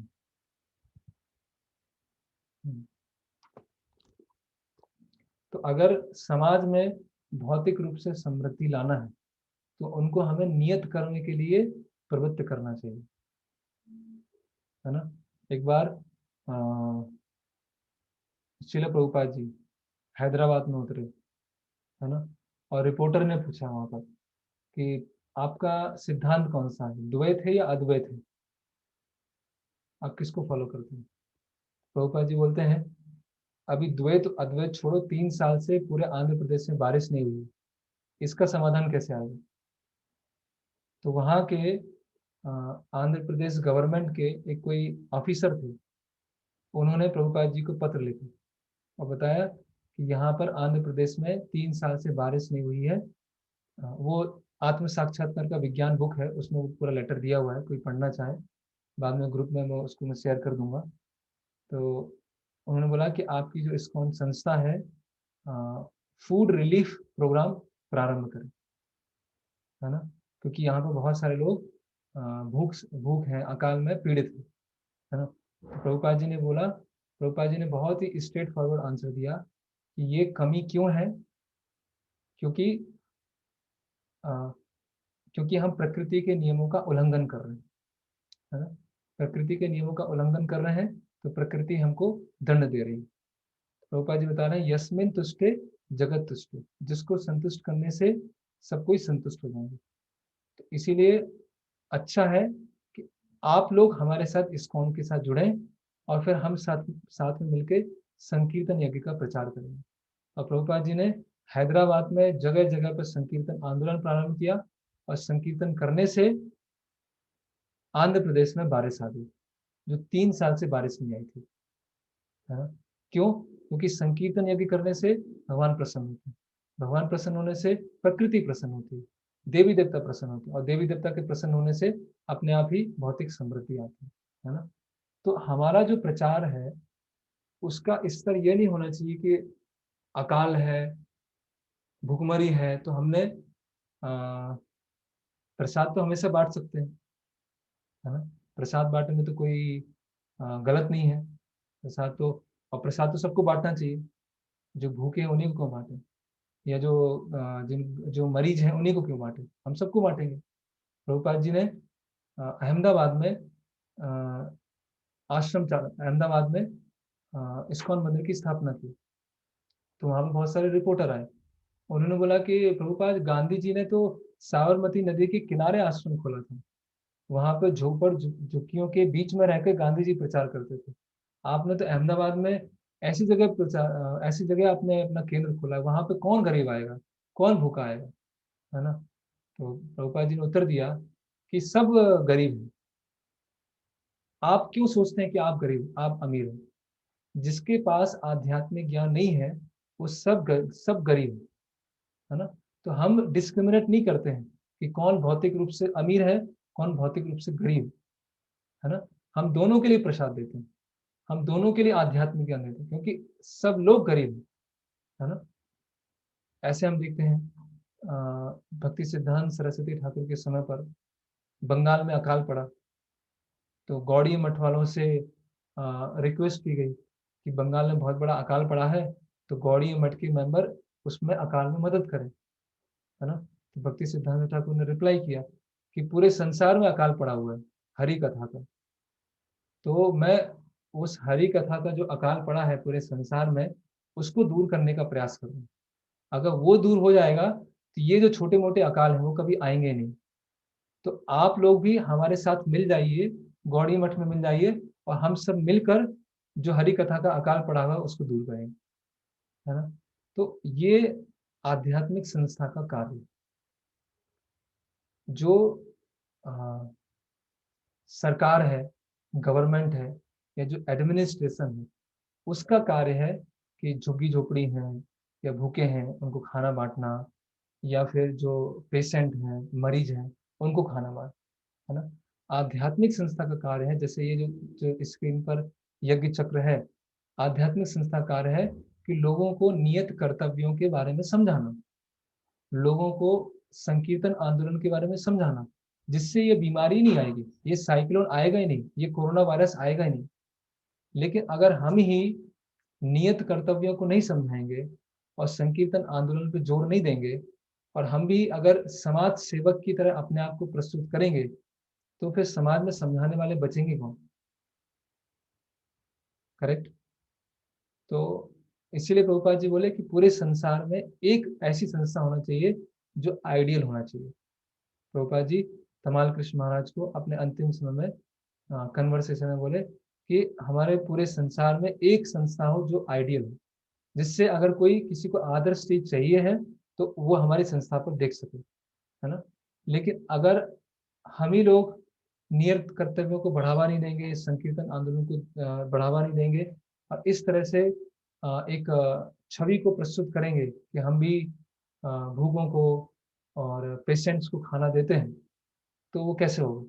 अभी उसने प्रश्न उठेगा, हम प्रसाद ही तो दे रहे हैं, प्रसाद देंगे तो सुकृति मिलेगा तो उसमें क्या गलत।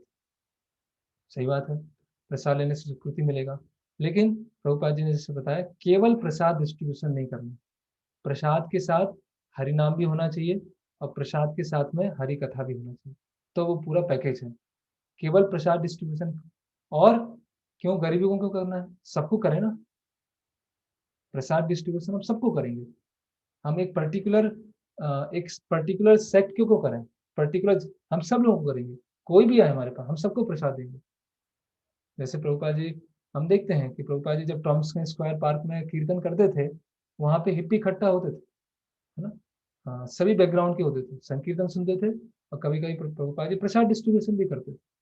तो अगर संस्था की जो छवि है इस तरह से प्रस्तुत की जाएगी कि हम जैसे बाकी जो समाज सेवक हैं उस तरह से हम भी हैं, तो क्या हो जाएगा, हमारे आंदोलन में धीरे धीरे क्या है, हरिनाम, नियत कर्तव्य, वर्णाश्रम छुपते जाएंगे, और धीरे धीरे ये जो सोशल वेलफेयर है वो बढ़ता जाएगा।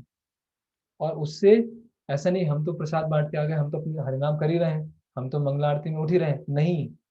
फिर हमें भी उनके टर्म्स पर चलना पड़ेगा, हमें भी गवर्नमेंट के टर्म्स पर चलना पड़ेगा, है ना।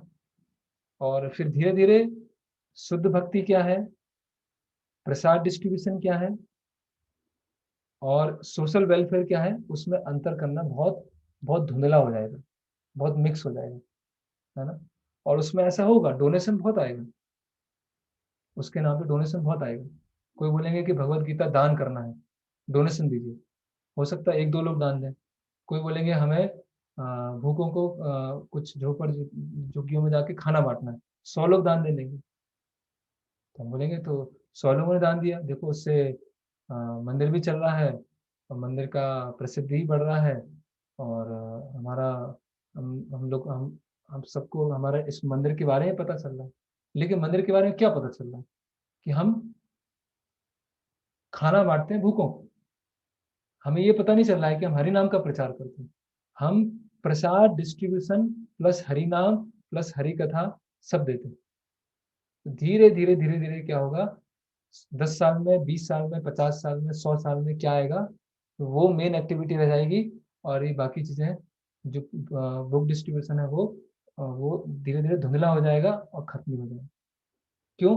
क्योंकि बुक डिस्ट्रीब्यूशन में मेहनत जाएगा, और आप भगवत गीता के लिए आप डोनेशन लेंगे तो बहुत कम लोग देंगे, लेकिन खाने के लिए बहुत लोग डोनेशन दे देंगे, है ना। तो इसीलिए हरिनाम क्या बोलते हैं, हरिनाम आसान है लेकिन सस्ता नहीं है ना। हरिनाम करना बहुत आसान है लेकिन हरिनाम सस्ता नहीं है ना। तो ऐसी अगर हम सोशल वेलफेयर एक्टिविटीज को चालू करेंगे तो हरिनाम की को हम सस्ता बना रहे हैं, उसको हम चीप बना रहे हैं। प्रभुपाद जी इसीलिए कभी इसको चीप नहीं बनाया, चीप तरीके से प्रस्तुत नहीं किए प्रभुपाद। वो आंध्र प्रदेश के जो ऑफिसर ने पत्र लिखा, तो कितना बड़ा चांस था कि पूरे आंध्र प्रदेश में इस्कॉन का प्रचार हो सकता था, लेकिन प्रभुपाद जी ने कितना स्ट्रेट फॉरवर्ड रिप्लाई किया, है ना। फिर एक प्रश्न आता है कि श्रील प्रभुपाद जी ने एक बार मायापुर मंदिर में थे और वहां देखा कि एक रोटी पड़ी हुई है और एक कुत्ता और बच्चा आपस में लड़ रहे हैं, है ना। तो प्रभुपाद जी ने जब देखा तो प्रभुपाद जी की आंखों से आंसू आ गए, और प्रभुपाद जी ने बोला कि कैसी स्थिति है। प्रभुपाद जी ने बोला कि मायापुर मंदिर के 10 किलोमीटर चारों तरफ कोई भी भूखा नहीं रहना चाहिए, ठीक है। तो मायापुर धाम है, और जब हम प्रभुपाद जी के निर्देश सुनते हैं या पढ़ते हैं तो किस कॉन्टेक्स्ट में क्या बोला जा रहा है वो समझना चाहिए, है ना। उसके पूरा निर्देश को समझ के समझना चाहिए प्रभुपाद जी क्या कहना चाह रहे हैं। तो प्रभुपाद जी ने बहुत जगह कहा है कि प्रसाद डिस्ट्रीब्यूशन के साथ साथ ये होना चाहिए। तो जब प्रभुपाद जी बता रहे हैं कि मायापुर मंदिर के 10 किलोमीटर चारों तरफ सब कोई भूखा नहीं रहना चाहिए, तो उसमें अंडरस्टूड है कि प्रभुपाद ये भी चाहते हैं कि उनको हरिनाम भी कराया जाए, हरिनाम संकीर्तन टोलियां भी निकाली जाए, पुस्तक वितरण भी कराया जाए, उनको दर्शन करने के लिए लाया जाए, है ना। ये उसमें अंडरस्टूड है, ऐसा नहीं कि उनको खाना दिया जाए, है ना। लेकिन समय का प्रभाव, कलयुग का प्रभाव से ऐसा होता है कि जो चीज़ आसान थोड़ा होती है उसको हम अडॉप्ट करते जाते हैं, और मतलब जो समाज की धारा में होती है उसके अनुसार चलना आसान हो जाता है, और जो समाज के विपरीत जाके कार्य करना होता है वो मुश्किल हो जाता है ना। तो अभी हम कृष्ण के साथ चलें या समाज के साथ चलें, अभी वो हमारे ऊपर है।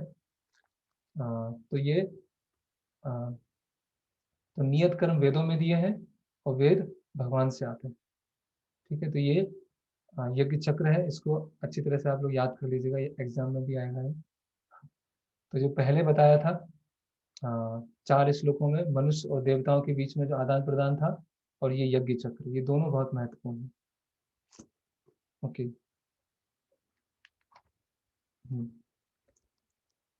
तो अन्न आया, अन्न बारिश आया, यज्ञ से आया, नियत। ओके। ये इसमें और कुछ बचा है? हम्म,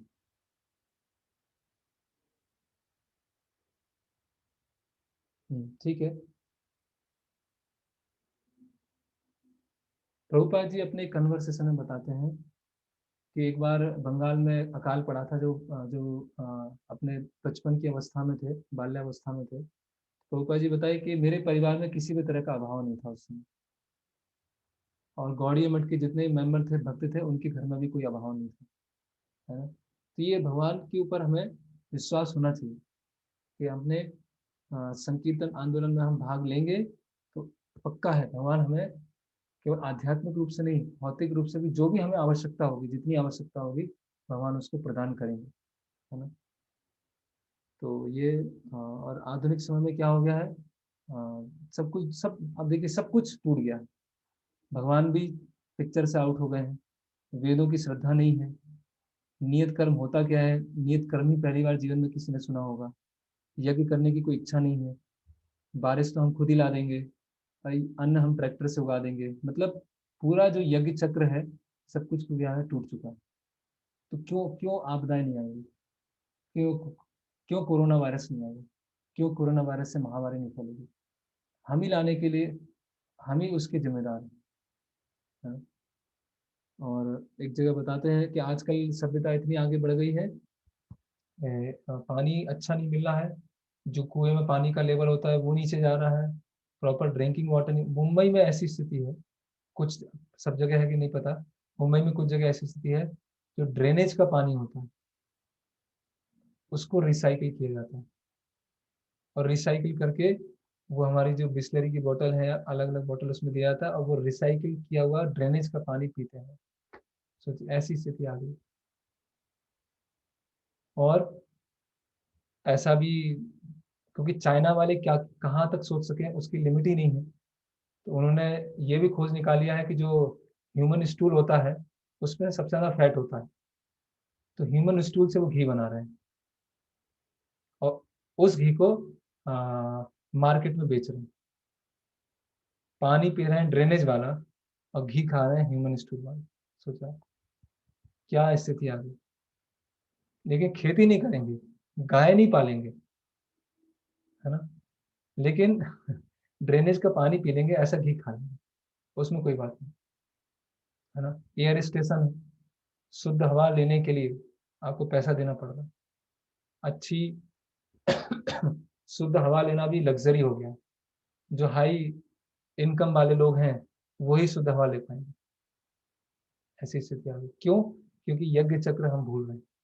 तो इस्कॉन का जो प्रचार है वो ऐसा होना चाहिए कि यज्ञ चक्र को कैसे स्थापित किया जाए, ना कि ये समस्या आ गई तो ये समाधान कर दिया, वो समस्या आ गई तो ये समाधान कर दिया, और धीरे धीरे समाज क्या है, नरक की तरफ जा रहा है। नरक की तरफ जा ही नहीं रहा, नरक बन ही गया है। इस जन्म, अगले जन्म में नरक नहीं जाएंगे हम, तो इसी जन्म में नरक बना देंगे इसको। ये हमने ठान लिया, है ना। तो अगर हम सही रूप से प्रचार करेंगे, शुद्ध रूप से प्रचार करेंगे, तो यज्ञ चक्र ये स्थापित होगा, और वो शुद्ध चीज आएगी, और शुद्ध चीज भगवान को अर्पित होगी, और उतनी हमारी मात्रा में प्रगति होगी। हम देख सकते हैं समान रूप से प्रगति नहीं होगा, उतनी मात्रा में प्रगति। अभी ये हो सकता है क्योंकि ये समाज की विपरीत धारा है, तो उसमें कष्ट आएंगे, चैलेंजेस आएंगे, काउंटर आर्ग्यूमेंट्स आएंगे, सुनना पड़ेगा, वो सब होगा। उसके लिए हमें झेलने के लिए तैयार होना पड़ेगा, और फिर भक्तों से हमें गाइडेंस लेना है, चर्चा करना है। ओके, श्लोक क्रमांक 15, इस पे इतना ही डिस्कस करेंगे हम कि नियत कर्म क्या है।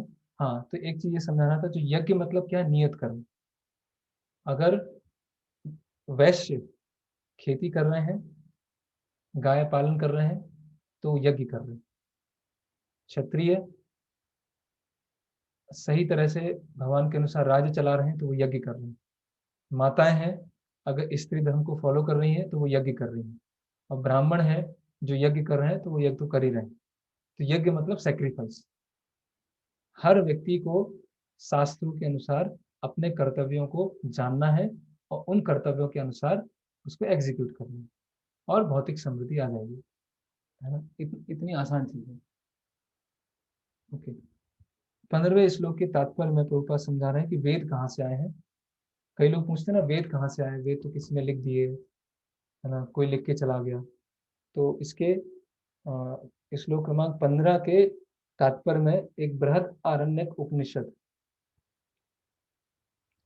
बृहद आरण्यक उपनिषद 4, 5, 11 वहां से बताया गया है, कहा गया है, अश्व महतो भूतस्य निस्वस्तम एतद यद ऋग्वेदो यजुर्वेदो सामवेदो अथर्वा अथर्वांगी रसः। चारों वेद, ऋग्वेद, यजुर्वेद, सामवेद तथा अथर्ववेद भगवान के श्वास से उद्भूत, भगवान की श्वास से ये चार वेद आए।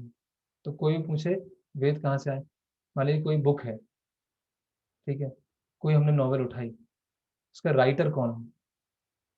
अरे मैं तो नहीं मानता कोई राइटर है, पता नहीं कोई लिख के चला गया, कल बहुत सारे लोगों ने लिख दी, मैं तो कोई राइटर वाइटर कोई है ही नहीं। भाई राइटर है तो बुक तो खोल के देखो ना, उसमें लिखा होगा ना राइटर कौन है, कहाँ से आई वो बुक, किसने। मैं वेदों को नहीं मानता, वेद पता नहीं किसने लिख दिए कपूकल, ये तो अपने मन की धारणा है ये। वेदों में लिखा है, कहाँ से आए वेद? भगवान वेद में ही बता रहे हैं कि वेद कहाँ से आए हैं, भगवान की श्वास से आए हैं। अब इसमें क्या कंफ्यूजन लग गया? बृहद आरण्यक उपनिषद, उपनिषद मतलब वेद का पार्ट है, तो वेद क्या आए हैं, भगवान की श्वास से आए हैं। तो भगवान अपने हर अंग से हर कार्य कर सकते हैं, है ना। दृष्टि के द्वारा भोजन ग्रहण कर सकते हैं, भोग ग्रहण कर सकते हैं, अपने दृष्टिपात के द्वारा सृष्टि प्रारंभ कर सकते हैं, है ना। उसी के द्वारा श्वास के द्वारा वेदों को उत्पन्न कर सकते हैं। अच्छा, श्वास के द्वारा क्यों उत्पन्न किया भगवान ने, उसका क्या कारण है? और भी किसी तरह से उत्पन्न कर सकते हैं, ऐसा क्या कारण है श्वास से क्यों? हर अंग से उत्पन्न कर सकते हैं, तो श्वास से क्यों किया? उसके पीछे भी लोग पूछते हैं लॉजिक क्या है, श्वास से क्यों उत्पन्न किया? ठीक है, जैसे श्वास होती है तो जीवन के लिए कितनी महत्वपूर्ण है। अभी हम देख रहे हैं ना, ऑक्सीजन नहीं मिल रही लोगों को, मृत्यु हो रही है। तो जो श्वास है जीव उस व्यक्ति के लिए बहुत इंपॉर्टेंट है। तो इसीलिए वेद जो है भगवान के बहुत बहुत इंपॉर्टेंट है भगवान के लिए। जैसे हमारे लिए ऑक्सीजन, अगर ऑक्सीजन की भाषा में बोले, जैसे ऑक्सीजन लेना हमारे लिए कितना महत्वपूर्ण है, वो नहीं होगी तो हम जीवित नहीं रह पाएंगे। उसी तरह से शास्त्र क्या है, भगवान के बहुत बहुत बहुत प्रिय है। तो भगवान इसीलिए श्वास से तुलना भी गई है कि श्वास के माध्यम से वेद प्रकट होते हैं, है ना। ओके, तो ये पूरा हो गया 15वां। इसमें और कुछ नहीं, तो इसीलिए हम, तो ये जो यज्ञ चक्र, यज्ञ चक्र है, ये हमने डिस्कस किया कैसे भगवान से लिंक हो जाते हैं। और दूसरा, प्रभुपाद जी भी कई बार समझाते हैं कि जैसे जो गुरु हैं वो भगवान के सेवक हैं, जो पति हैं वो गुरु के सेवक हैं, पत्नी पति के सेवक हैं, बच्चे माँ के सेवक हैं। तो कैसे बच्चे भगवान से लिंक होते हैं, वो पूरा सिस्टम बनाया गया है ना। लेकिन वो सिस्टम को क्या है, अभी तोड़ दिया जाता है।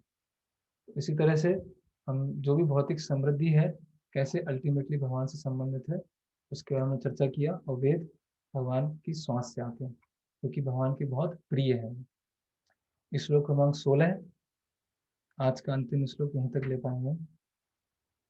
बता रहे हैं कि जो ये चक्र को फॉलो नहीं करता उसके साथ क्या होता है ना। ये जो चक्र बताया भगवान ने, यज्ञ चक्र बताया, उसको जो फॉलो नहीं करेगा उसके साथ क्या होगा। एवं प्रवर्तितम चक्रम नानुवर्त यति है यह अघायुर अघायुर इंद्रिय रामो मोघम पात स जीवती। तो अभी इसको, इस श्लोक को पढ़ने की जरूरत नहीं है, वैसे ही हम बता सकते हैं। प्रभुपाद जी भगवान बता रहे ना, या तो पाप करेगा वो चोर है, करेक्ट। पाप क्यों करेगा, क्योंकि वो भगवान की संपत्ति को भगवान को अर्पण किए बिना ग्रहण कर रहे हैं। और चोर क्या, वो चुरा रहा है। तो पापी व्यक्ति और चोर व्यक्तियों का समाज कैसे सुखी रह सकता है।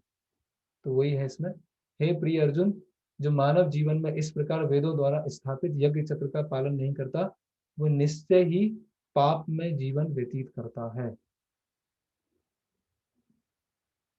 ऐसा व्यक्ति केवल इंद्रियों की तुष्टि के लिए व्यर्थ ही जीवित रहता है ना।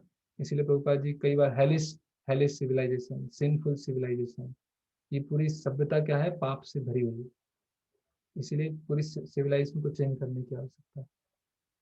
तो हम्म, तो और इसमें मैंने सारा समझा दिया है, मैंने कवर कर लिया इसको। इसमें प्रभुपाद जी बता रहे हैं कि कठोर परिश्रम करो और इंद्रिय तृप्ति करो, है ना। कठोर परिश्रम करेंगे तो इंद्रिय तृप्ति की सारी सामग्री हम जुटा लेंगे, तो ये गलत है। क्योंकि कठोर परिश्रम करने से जो फल मिलता है, जैसे मैंने एक जो फॉर्म आप लोगों ने भरा होगा उसमें मैंने एक प्रश्न पूछा था पुरुषार्थ और भाग्य में क्या संबंध है ना, उसी का ये श्लोक आ गया। पुरुषार्थ और भाग्य में क्या संबंध।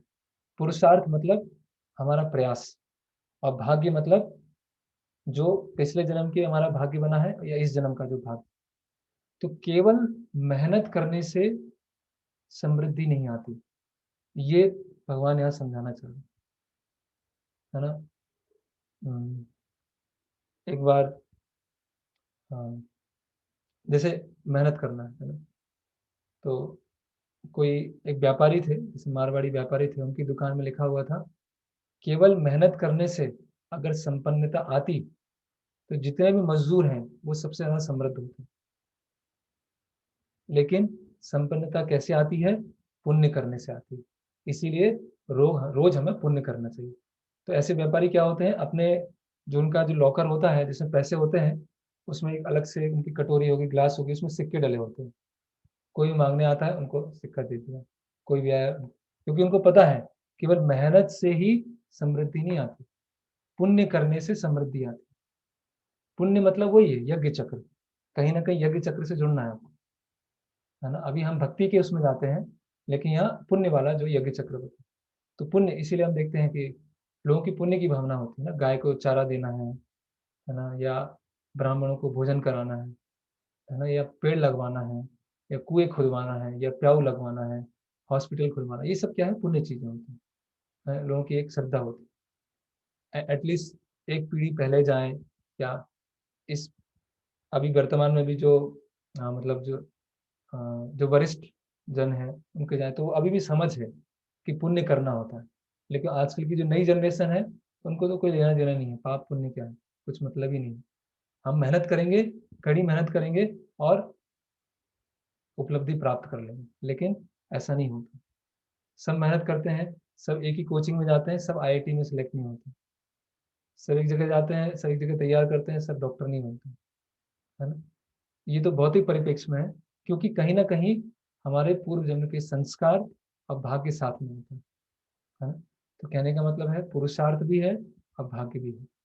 पुरुषार्थ का थोड़ा सा भाग है, लेकिन शास्त्र हमको आलसी बनना भी नहीं सिखाते हैं कि सब भाग्य पे छोड़ दो, कुछ करना नहीं है। लेकिन शास्त्र हमको अहंकारी बनना भी नहीं सिखाते कि कुछ किसी पर निर्भर नहीं रहो, बस अपना कार्य करते रहो। तो ना तो हमको आलसी बनना है, ना अहंकारी बनना है ना। अगर हम भाग्य पे छोड़ देंगे तो आलसी बन जाएंगे, और हम सोचेंगे कि सब हमारे ऊपर निर्भर है तो हम अहंकारी बन जाएंगे, है ना। तो दोनों हमें चीज नहीं बनना। तो ये जो चक्र को फॉलो नहीं करते हैं, आ, वो व्यर्थ का जीवन जीते हैं और पापी और चोर कहलाते हैं। और पापी और चोर का समाज सुखी नहीं रह सकता है। तो अभी अगले श्लोक से हम चर्चा करेंगे कि जिसने नियत कर्तव्यों को कर लिया, जिसका हृदय का शुद्धिकरण हो गया, तो अभी उसको नियत कर्तव्य करना चाहिए कि नहीं करना चाहिए, कि छोड़ देना चाहिए। नियत कर्तव्य क्यों है, हृदय का शुद्धिकरण, आत्मशुद्धि। आत्मशुद्धि हो गई तो चलो छोड़ देते हैं। तो क्या किया जाए, उसका उत्तर फिर अगले हम शनिवार को डिस्कस करेंगे। उसको आप लोग पढ़ के आ सकते हैं, तो थोड़ा और अच्छी तरह से समझ में आएगा और जल्दी जल्दी क्लियर हो जाएगा। हरे कृष्ण। किसी का कोई प्रश्न है, कोई जिज्ञासा है, तो ये बहुत महत्वपूर्ण है। ये देवी देवताओं मनुष्यों का आपस में आदान प्रदान और यज्ञ चक्र, प्रसाद, ऑफरिंग, वेद, ये सब हमने आज चर्चा की। तो डॉक्टर राम, आप पूछिए। जी, मैं थोड़ा कंफ्यूज हो गया। हम्म मैं अभी तक ना, मतलब यज्ञ का रियल मतलब नहीं समझ पाया। यज्ञ क्योंकि मतलब नियत कर्म, अ, प्रिस्क्राइब ड्यूटीज। ब्राह्मण के नियत कर्तव्य हैं पठन पाठन, यजन याजन, दान प्रतिगृह। शास्त्रों को पढ़ना, शास्त्रों को पढ़ाना, यज्ञ करना, यज्ञ करवाना, दान ग्रहण करना, दान देना, ये ब्राह्मणों के नियत कर्तव्य हैं। प्रभु छठ जी, जो हाँ, आज के समय में ये चीज तो अब टूट गई। नहीं मैं तो आपको जो शास्त्रों का वो बता रहा हूँ। फिर में हम लोगों हाँ, के लिए, हम तो अपने अपने आप के हिसाब से अगर सोचते हैं, हम्म, तो फिर हमारे लिए यज्ञ क्या है, ये अब ना जानना बहुत जरूरी हो गया। हाँ, यस यस। तो पहले मैं शास्त्रों का बताता हूँ, जो ट्रेडिशनली वर्णाश्रम में है वो बताता हूँ, फिर आजकल के परिप्रेक्ष्य में हम देखेंगे। तो जैसे डॉक्टर है, ठीक है, तो डॉक्टर मतलब सही सेंस में जो डॉक्टर है आयुर्वेद, ठीक है। आयुर्वेद क्या है? उपवेद है। आयुर्वेद क्या है? उपवेद है। तो आयुर्वेदिक जो होते थे वो एक ब्राह्मण का ऑक्यूपेशन, ठीक है। ज्योतिष है वो एक ब्राह्मण का ऑक्यूपेशन, ठीक है। ऐसी क्षत्रियों के बताए गए हैं, वैश्यों के बताए। आज के भी परिप्रेक्ष्य में देखे जाए तो आजकल के इस समय में जितने भी हम जॉब है या बिजनेस है, एक तरह से ये विकृत है।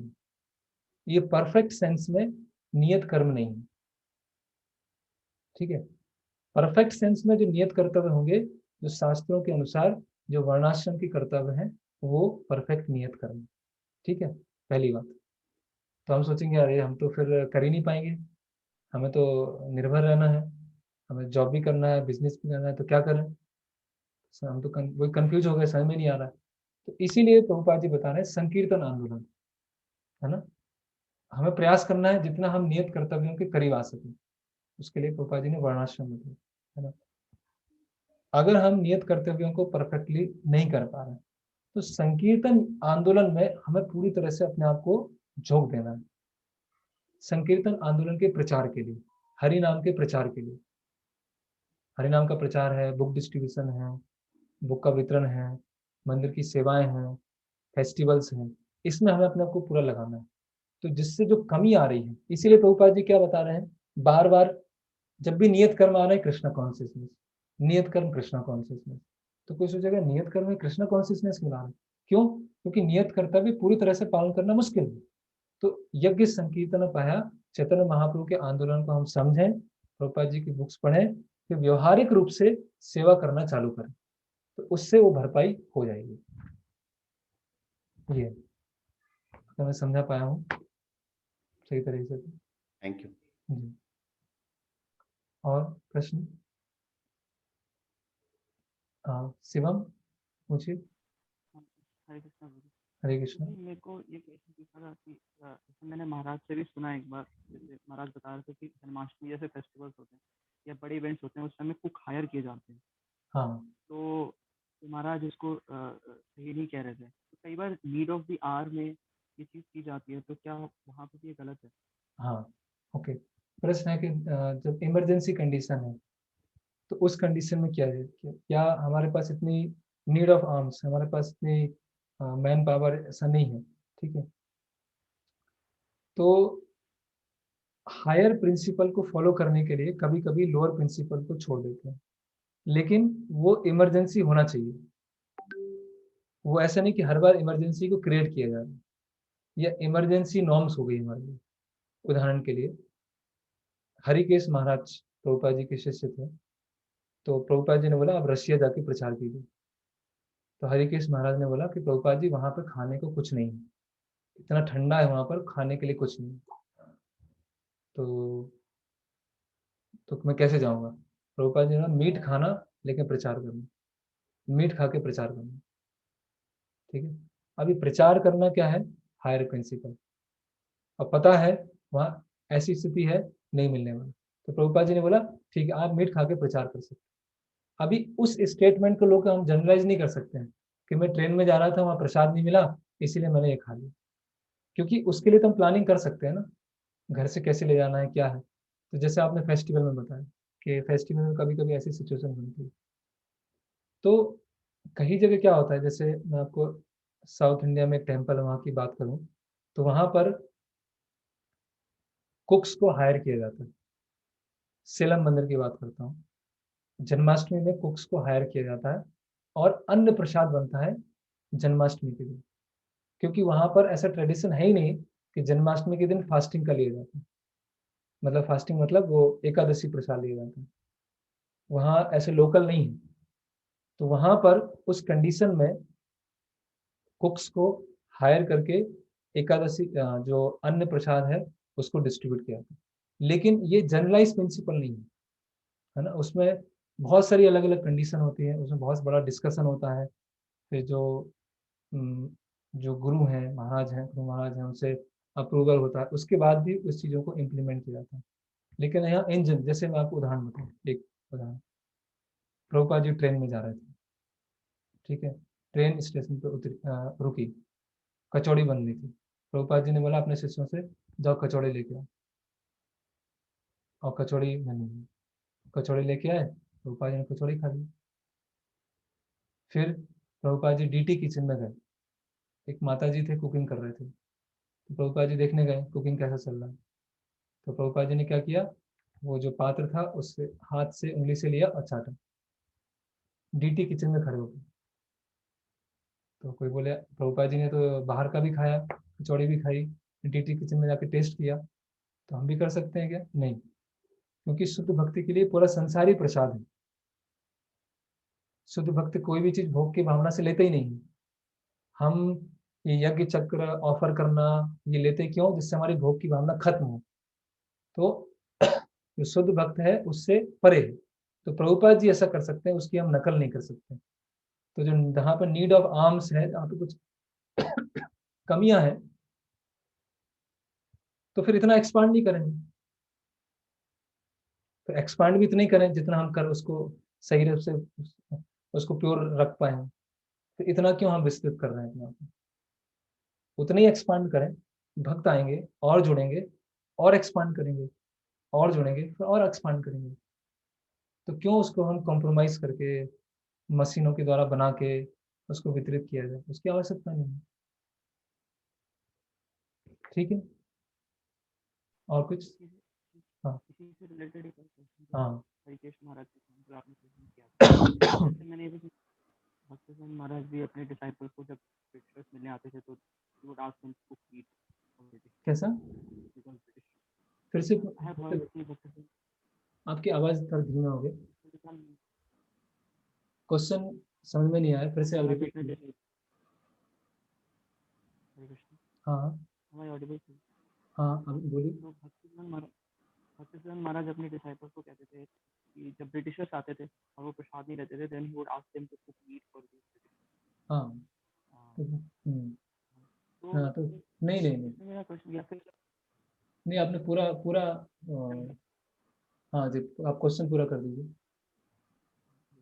तो प्रभु जी जैसे बंगाल में जब प्रभुपाद गए तो वहाँ उन्होंने हरिनाम संकीर्तन को रुकवा के और लाइफ टाइम मेंबर्स बनाने के लिए एक प्रोसेस को एस्टैब्लिश किया कलकत्ता में जाकर।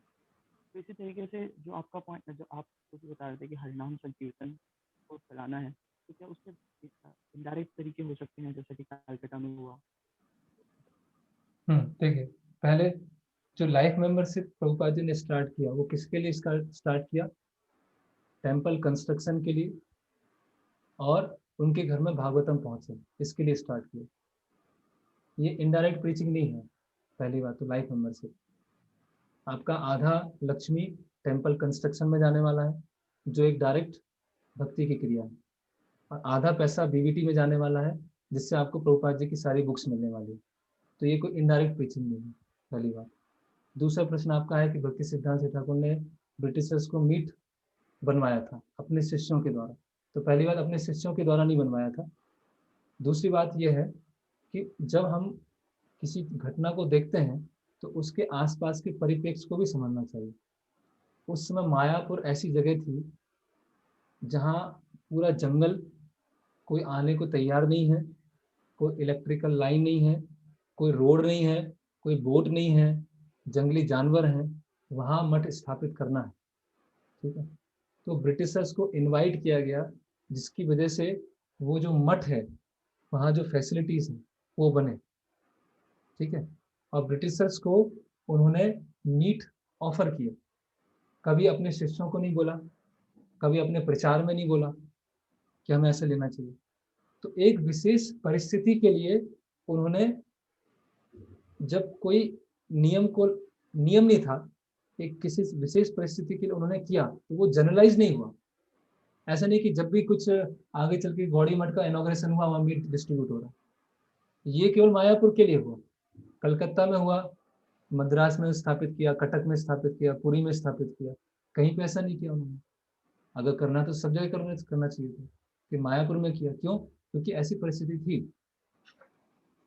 ठीक है, तो आचार्यों के कार्यों को समझना इतना आसान नहीं है, उसके लिए हमें परिस्थिति देखना पड़ता है।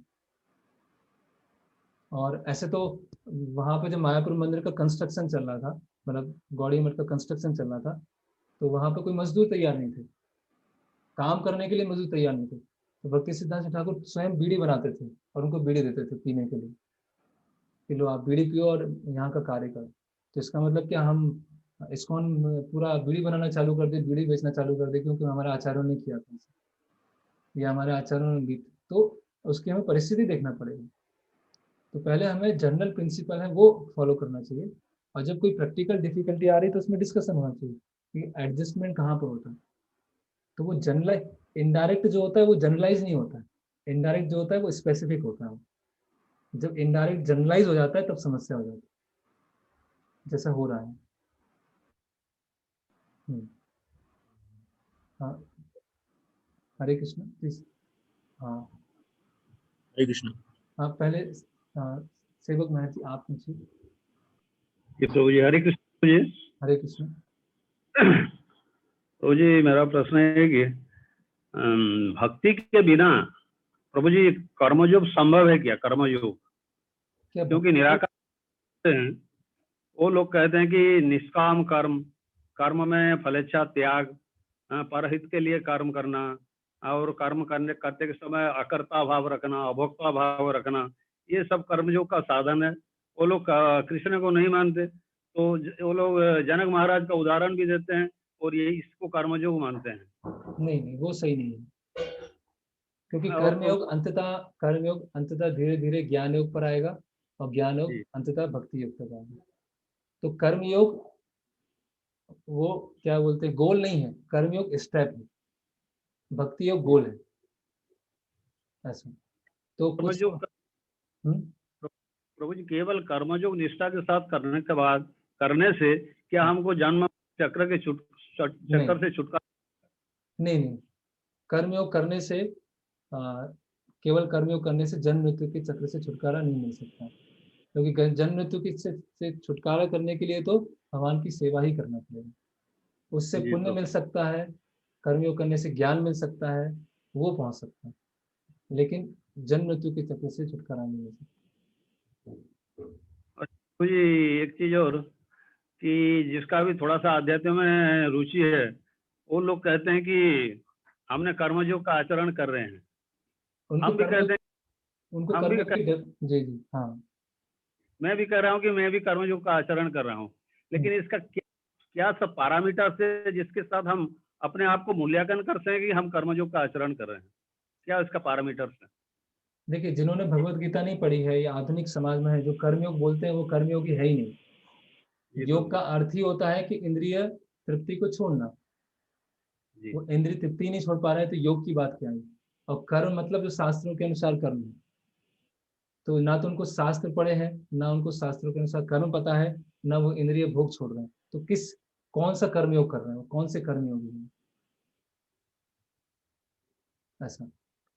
और हमारा क्या पैरामीटर है, तो भगवान ने बताया है, वो कर्मण्येवाधिकार रस्ते माँ फलेषु कदाचन, कि तुम्हें कर्म करने का अधिकार है, उसके फल के भोक्ता नहीं हो, है ना। और तुम ऐसा भी मत समझो कि तुम्हारे कारण फल आ रहा है, और तुम निष्क्रिय मत हो, मतलब ऐसा नहीं कि कर्म करना छोड़ दो। तो वो कर्मयोग का वहाँ बताया गया, कर्मण्येवाधिकार रस्ते में जी। और एक सिंपल है ये डाउट खत्म करने के लिए, अभी हमें कर्मयोग या ज्ञान योग उस पर ज्यादा विचार ना करके भक्ति योग पर विचार करें, क्योंकि कलयुग में जो सीढ़ी वाला रास्ता है वो टूट चुका है, सीढ़ी टूट चुकी है, लिफ्ट लगी हुई है। तो कर्मयोग, ज्ञान योग, भक्ति योग वो नहीं हो पाएगा। भक्ति योग को समझे, इसलिए प्रभुपाद जी अपने तात्पर्य में भी कर्मयोग को कृष्णा कॉन्शियसनेस ही अनुवाद कर रहे हैं। अर्पित जी, हरे कृष्ण। हरे कृष्ण। ये जैसे ये 10वां जो श्लोक है, सहज यज्ञ प्रजा शिष्टा पुरोविच प्रजापिता अनीन, ये जो श्लोक है, मतलब इसके जैसे तात्पर्य में जैसे तुम इस यज्ञ से सुखी रहो क्योंकि इसके करने से तुम्हें सुखपूर्वक रहने तथा मुक्ति प्राप्त करने के लिए समस्त वांछित वस्तुएं प्राप्त हो जाएंगी। तो इस श्लोक से दो चीजें समझ में आती है। एक तो मतलब सुखी रहने की बात कर रहे हैं। हाँ, सुखी रहने मतलब ये वो हो पुण्य गया वाला, पुण्य बस, पुण्य पुण्य पुण्य मतलब वाला। ये इसमें हाँ आपकी इंद्रिय तृप्ति आ गई, मतलब हाँ हाँ पुण्यशाली इंद्रिय तृप्ति आ गई। हाँ, पुण्यशाली नित्य आ गई। हाँ, तो इसका मतलब ये मतलब एक तरह से ये भोग वृत्ति पुण्य पुण्यशाली होने पुण्य भोग वृत्ति की वो है, हाँ, उसको प्रोत्साहन मतलब उसको भी अप्रिशिएट कर रहे हैं, उसको नेगेट नहीं कर रहे हैं। यस। तो और जैसे बाद में आपने बताया इसके प्रपोर्ट में प्रभुपाद जी सही सब जगह कह रहे हैं कि कलयुग में जो जो यज्ञ होते थे वैसे करना पॉसिबल नहीं है, तो संकीर्तन यज्ञ है। हाँ तो फिर अगर इससे रिलेट करें कि कोई मटेरियल स्कैरसिटी है किसी भी चीज की इस हाँ संसार में, तो हाँ, अगर वो लोग पूरा जो संगठन है समूह है संकीर्तन यज्ञ करता है तो वो पूरी हो जाएगी क्या? यस, अगर हाँ, पूरी हो जाएगी। तो पर ऐसा कोई प्रैक्टिकल अभी मतलब जैसे बारिश या मान लीजिए कोई संस्था कोई कमी है या फिर या अकाल पड़ रहा है या फिर महामारी है, तो सब लोग मिलके संकीर्तन यज्ञ कर रहे हैं हाँ, और देख रहे हैं कि वो महामारी से मुक्त हो रहे हैं, ऐसा एग्जाम्पल कहाँ है ऐसा? नहीं ऐसा, मतलब ऐसा अगर करेंगे तो होगा। प्रभुपाद जी ने बताया है कि एक बार मायापुर में जब संकीर्तन यज्ञ हुआ बहुत लंबे समय तक, तो नक्सलवादियों का अटैक होने वाला था मायापुर मंदिर पर, वो रुक गया, है ना। और एक बार प्रभुपाद जी ने भी बताया था कि तीसरा विश्व युद्ध की तैयारियां हो गई हैं, लेकिन क्योंकि इस्कॉन का प्रचार और बुक डिस्ट्रीब्यूशन इतना फैल गया है, इसलिए तीसरा विश्व युद्ध टल गया। तो ये उदाहरण है इसमें। ये तीन तो मुझे याद है, एक तो बारिश वाला और नक्सलवादी और ये तृतीय विश्व युद्ध, तो उसका प्रभाव पड़ता है, ऐसा नहीं है। तो वो सही, जैसे आज की परिप्रेक्ष्य में फिर हम तो अगर लोगों को भक्ति में लाना है तो हम मास लेवल पे संकीर्तन यज्ञ करके बता सकते हैं कि महामारी दूर हो गई या हाँ भक्तों को प्रभाव नहीं पड़ रहा है, लेकिन हम तो देख रहे हैं ना कि भक्तों को भी प्रभाव पड़ता है जो जो पूरे विश्व में हो रहा है। हाँ तो ऐसा नहीं है कि वैश्विक स्तर पे भक्त उससे वो है अनछुए हैं, मतलब भक्त भी उससे प्रभावित होते हैं। मतलब भगवान तो भक्तों को कैसे भी बुला सकते हैं, बीमारी हाँ के द्वारा बुला सकते हैं, एक्सीडेंट से बुला सकते हैं, उनकी नेचुरल डेथ हो उससे बुला सकते हैं। वो तो भगवान का तरीका है भक्तों को बुलाने की। वो कोरोना से भी बुला सकते हैं, कैंसर भी हो सकता है। जैसे कल जयानंद प्रभु, जो उनका डिसअपियरेंस डे, उनको मिस्टर रथ यात्रा कहते थे, उनको कैंसर हुआ था। तो अभी कोई बोल सकता है उन्होंने इतनी सेवा की उनको कैंसर हो गया, वो तो भगवान के तरीके हैं अलग अलग, है ना। अब वो ठीक। लेकिन अगर मास स्तर पर हरिनाम संकीर्तन किया जाएगा, मास स्तर पर लोगों को नियत कर्तव्यों के बारे में बताया जाएगा, तो गारंटी है महामारी नहीं होगी, महामारी कम होगी। ये उसका वर्णाश्रम ही सॉल्यूशन है ना उसका तो। हाँ, वर्णाश्रम क्योंकि लॉन्ग टर्म क्योंकि वो सॉल्यूशन, वर्णाश्रम लॉन्ग टर्म सॉल्यूशन है। और अभी के लिए कि सब मिलकर संकीर्तन करें। और एक चीज और थी वो पहले भी मतलब आपने डिस्कस किया है, जैसे लोग पूछते हैं कि जो पाश्चात्य देश है वहाँ पे अभी संपन्नता देखने को मिलती है, हाँ वहाँ पे भौतिक रूप से मतलब जैसे अपन प्राकृतिक संपन्नता भी है, वहाँ हम्म, पे वायु शुद्ध है, जल भी है मतलब उनके पास, और भौतिक संपन्नता भी है, और वो लोग कोई यज्ञ या वेद पालन करते नहीं है। हम्म, तो मतलब उसका ये बोलते हैं वो बाद में उनके ऊपर ऐसे आपदाएं आएंगी, पर मतलब ऐसे समझ नहीं सकते क्योंकि मतलब आपदाएं उनको भी आ रही है, यहाँ भी आ रही है, यहाँ भी कुछ फॉलो नहीं कर रहे, वहां भी कुछ फॉलो नहीं कर रहे, और संपन्नता वहां है ज्यादा है यहाँ से, मतलब अगर भौतिक संपन्नता देखी जाए या प्राकृतिक संपन्नता देखी जाए। हम्म। तो प्रश्न क्या है कि वहां तो पे ऐसा वहां से क्यों है? हाँ वहां पे संपन्नता क्यों है, जैसे बोलते हैं वहां बाद में वो लोग भुगतेंगे या ऐसा होगा, मतलब तो उसको कैसे समझ सकते हैं? नहीं, जैसे हम अमेरिका का उदाहरण लें कि अमेरिका में रिसोर्सेज बहुत हैं, लोग कम हैं, और प्राकृतिक सुंदरता है, यहाँ पर बहुत सारे रिसोर्सेज हैं, लोग कम। लेकिन ये सब क्या, हमने मीडिया की पिक्चर सुनी, ये हमने सब मीडिया की पिक्चर हमारे सामने, जो रियल पिक्चर है वहां जाके पता चले, है ना। प्रभुपाद जी स्वयं बोलते हैं कि न्यूयॉर्क में बहुत सारे बेगर्स हैं जो सड़क पे सोते हैं। तो प्रभुपाद जी जो अकेले थे वहां पर प्रचार करने जाते थे, प्रभुपाद जी ने बताया। तो रियलिटी जानने के लिए तो, और ऐसी बहुत सारी बुक्स भी हैं, ऐसे बहुत सारे मतलब जो समाज के दृष्टिकोण से देखा जाए क्रांतिकारक विचारक हैं, जिन्होंने बुक्स लिखा है और अमेरिका की वास्तविक स्थिति बता रहे हैं कि फेमिनिज्म की वजह से वहाँ पे क्या हो रहा है, सोशलिज्म की वजह से क्या हो रहा है, और लोगों के हेल्थ वाइज क्या है, उनका मेंटल स्टेटस क्या है, वो सब उसमें बता रहे हैं। तो ऐसा नहीं वो भुगतेंगे, वो भुगत ही रहे हैं, अभी भुगत रहे हैं उस चीज़ को। लेकिन हमको क्या एक बहुत अच्छी अच्छी क्लियर रोजी पिक्चर दिखाई जाती है कि हाँ सब बढ़िया है, सब बहुत अच्छा है। और हमारे जो बॉलीवुड है वहीं शूटिंग करते हैं, वहाँ जो गाने बनते हैं वो भी वहीं अमेरिका, यूरोप में, स्विट्जरलैंड में बनते हैं। तो हमें लगता है कि भारत में तो सब गंदगी है, भारत में जो भी है तो वहाँ सब साफ सुथरा है। ऐसा। हरे कृष्ण। हरे कृष्ण। और किसी यहाँ चैट बॉक्स में कुछ प्रश्न आए हैं। प्रभु जी, लहसुन प्याज के बारे में थोड़ा साइंटिफिक दृष्टि से डिटेल में बताएं कृपया, क्योंकि ये हमेशा ही पूछा जाता है कि क्यों छोड़ दिया। तो लहसुन और प्याज में बताया कि फ्री रेडिकल्स होते हैं, है ना, तो उसकी वजह से हमारा एजिंग भी बढ़ जाता है, बुढ़ापा भी जल्दी आता है ना। और सूक्ष्म दृष्टि से देखा जाए तो अ, कि वो तामसिक होता है, यही है साइंटिफिक दृष्टिकोण, तो उसमें फ्री रेडिकल्स हैं। और वैभव आगे बता पूछ रहे हैं, प्रभु जी, as we understand the purpose of social work is to propagate Harinam, should we defend or go against action of hospital opening, food distribution to COVID distribution?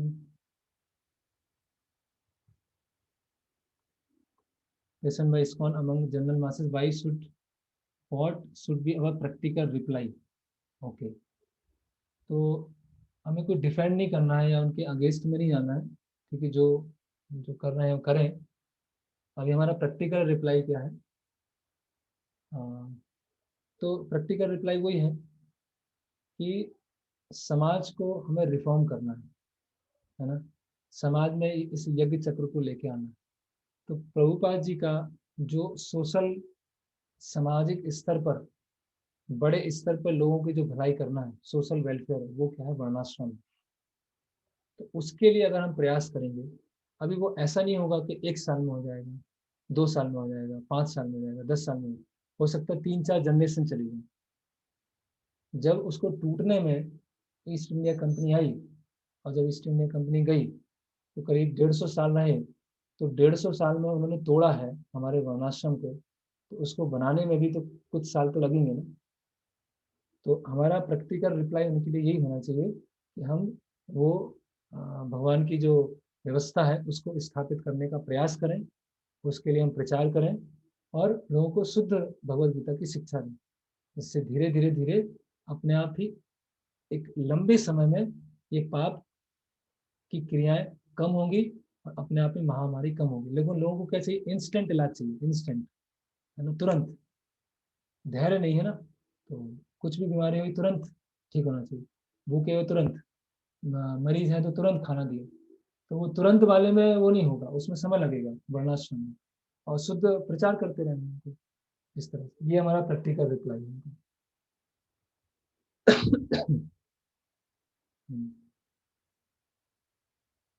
हाँ, सौरभ जी पूछिए। बस हरे कृष्ण प्रभु जी, एक टिप्पणी करना चाहूँगा मैं कि कई बार ऐसा पूछा जाता है कि हमारे देश में इतने क्यों हमले हुए विदेशी आक्रांताओं द्वारा, और हमारे देश में इतना शोषण हुआ है। तो उसका एक उत्तर ये भी हो सकता है कि हमने अपनी आध्यात्मिक जो जिम्मेदारियां हैं जो दुनिया भर में प्रचार करने की, उसको हमेशा सेकेंडरी पर रखा है, और उसके कारण ये सब हमें आपदाओं को झेलना पड़ा है। तो एक हाँ, वो तो है।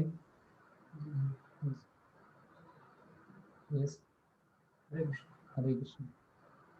अगर हमारे पास वो ज्ञान है, सब कुछ है, उसके बाद भी अगर हम नहीं कर रहे हैं तो वो रिएक्शन आएगा। फिर डॉक्टर राम, हैंड रेज किया आपने।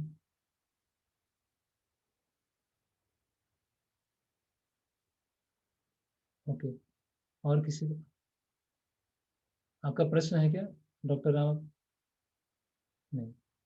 ओके, तो नेक्स्ट टाइम पढ़ेंगे जो जिन्होंने प्रिस्क्राइब ड्यूटीज कर ली हैं, नियत कर्तव्य कर लिए हैं, हृदय शुद्ध हो गया है, उनके लिए अभी क्या कार्य है और किस तरह से समाज में लीडर्स होना, इसके बारे में चर्चा करेंगे। हरे कृष्ण। श्री प्रभुपाद की जय। भगवद गीता यथारूप की जय। निताय गौर प्रेमानंद। हरि हरि।